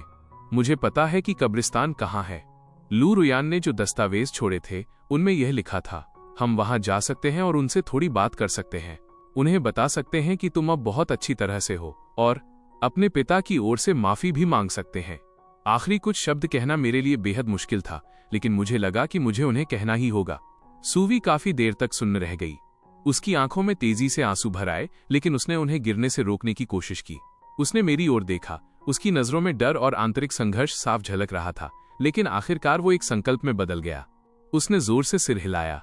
हमने एक खूबसूरत सुबह चुनी, दुकान बंद की और सफेद गुलदाउदी, क्रिसैंथेमम्स और ब्लूटोज का एक गुलदस्ता लिया जिसे सूवी ने खुद सजाया था, और शहर के बाहरी इलाके में स्थित कब्रिस्तान की ओर चल दिए। पहाड़ की गोद में बसा और समुद्र के सामने वाला वो कब्रिस्तान बहुत शांत था। वह एक सुकून भरी विश्राम स्थली थी। दस्तावेजों का पीछा करते हुए हमें उनकी साझा कब्र मिल गई। मकबरा, टूमस्टोन बहुत साधारण था। उस पर सूवी के माता पिता की एक फोटो खुदी हुई थी जो अब फीकी और धुंधली पड़ चुकी थी। सूवी कब्र के पास गई, नीचे झुकी और धीरे से गुलदस्ता वहां रख दिया। उसने अपनी उंगलियों से मकबरे पर जमी धूल और गिरे हुए पत्तों को पोंछना शुरू किया। एक एक करके उसकी हरकतें इतनी कोमल थीं जैसे वो किसी नाजुक सपने को छू रही हो। वो रोई नहीं, वो बस खामोशी से उसे साफ करती रही। सूरज की रोशनी उसके एकाग्र चेहरे को रोशन कर रही थी। माता पिता के साथ उसके इस करीबी पल के दौरान मैं उसके पीछे खड़ा रहा। काफी देर बाद वो खड़ी हुई और मुड़ी, मुझे पास आने का इशारा किया। मैं पास गया और कब्र के सामने उसके बगल में खड़ा हो गया। समुद्र की हवा हमारे बालों और कपड़ों से टकरा रही थी। सूवी ने मकबरे को देखा, फिर मेरी ओर देखा और फिर उसने अपने हाथ उठाए और साइन लैंग्वेज में बात करना शुरू किया। उसकी गति बहुत धीमी थी, जैसे हर इशारा उसके विचारों का पूरा भार लिए हुए हो। पापा, मम्मी, ये जांग जियोयू है, मेरा पति। वो एक पल के लिए रुकी, गहरी सांस ली और इशारा करना जारी रखा।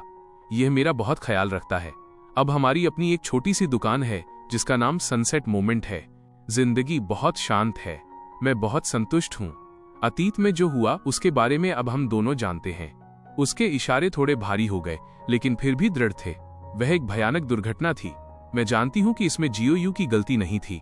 उसने अपना सिर घुमाकर मेरी ओर देखा और आखिरकार उसके आंसू खामोशी से गिर पड़े, लेकिन उसके होठों के कोने एक मुस्कान में बदल गए। उसने मकबरे की ओर इशारा करना जारी रखा। इसलिए कृपया उसे दोष मत देना और मेरी चिंता मत करना। मैं अब बहुत खुश हूँ।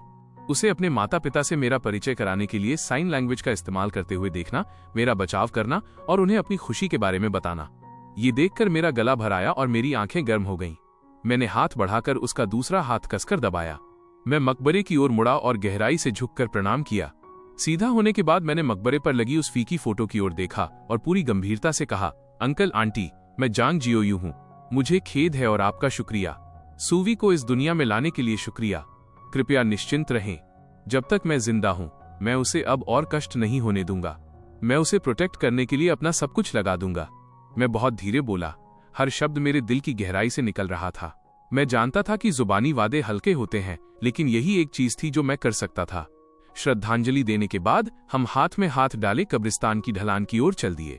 वापसी के रास्ते में सूवी विशेष रूप से तनाव मुक्त, रिलीव्ड लग रही थी, जैसे कोई बोझ जो बोझ वो सालों से ढो रही थी वो अब उतर चुका था। उसने तो सड़क किनारे खिले जंगली फूलों की ओर भी बड़े उत्साह से इशारा किया और मुझे साइन लैंग्वेज में बताया कि हम उन फूलों की पत्तियों और तनों का इस्तेमाल नेचुरल कलर बनाने के लिए कर सकते हैं। तब से मैंने सूवी में एक सूक्ष्म बदलाव महसूस किया। उसकी आंखों में जो हल्की सी उदासी रहती थी वो अब काफी हद तक फीकी पड़ चुकी थी। उसकी मुस्कान और भी उज्ज्वल और शांत हो गई थी। उसने हमारे भविष्य की प्लानिंग में और भी एक्टिव होना शुरू कर दिया, जैसे दुकान के सामने किस तरह के फूल लगाने चाहिए, या जब हमारे पास पर्याप्त पैसे जमा हो जाएंगे तो क्या हमें दुकान बढ़ाने के लिए बगल वाली यूनिट किराए पर लेनी चाहिए। उसने तो यहां तक इशारा किया। मैं जानता था कि कब्रिस्तान की वो यात्रा न केवल उसके माता पिता के लिए एक सुकून थी, बल्कि हम दोनों के लिए अतीत को औपचारिक रूप से विदाई देने जैसा था। हम उस त्रासदी को नहीं बदल सकते थे जो घट चुकी थी, लेकिन हम ये चुन सकते थे कि भविष्य का सामना कैसे करना है।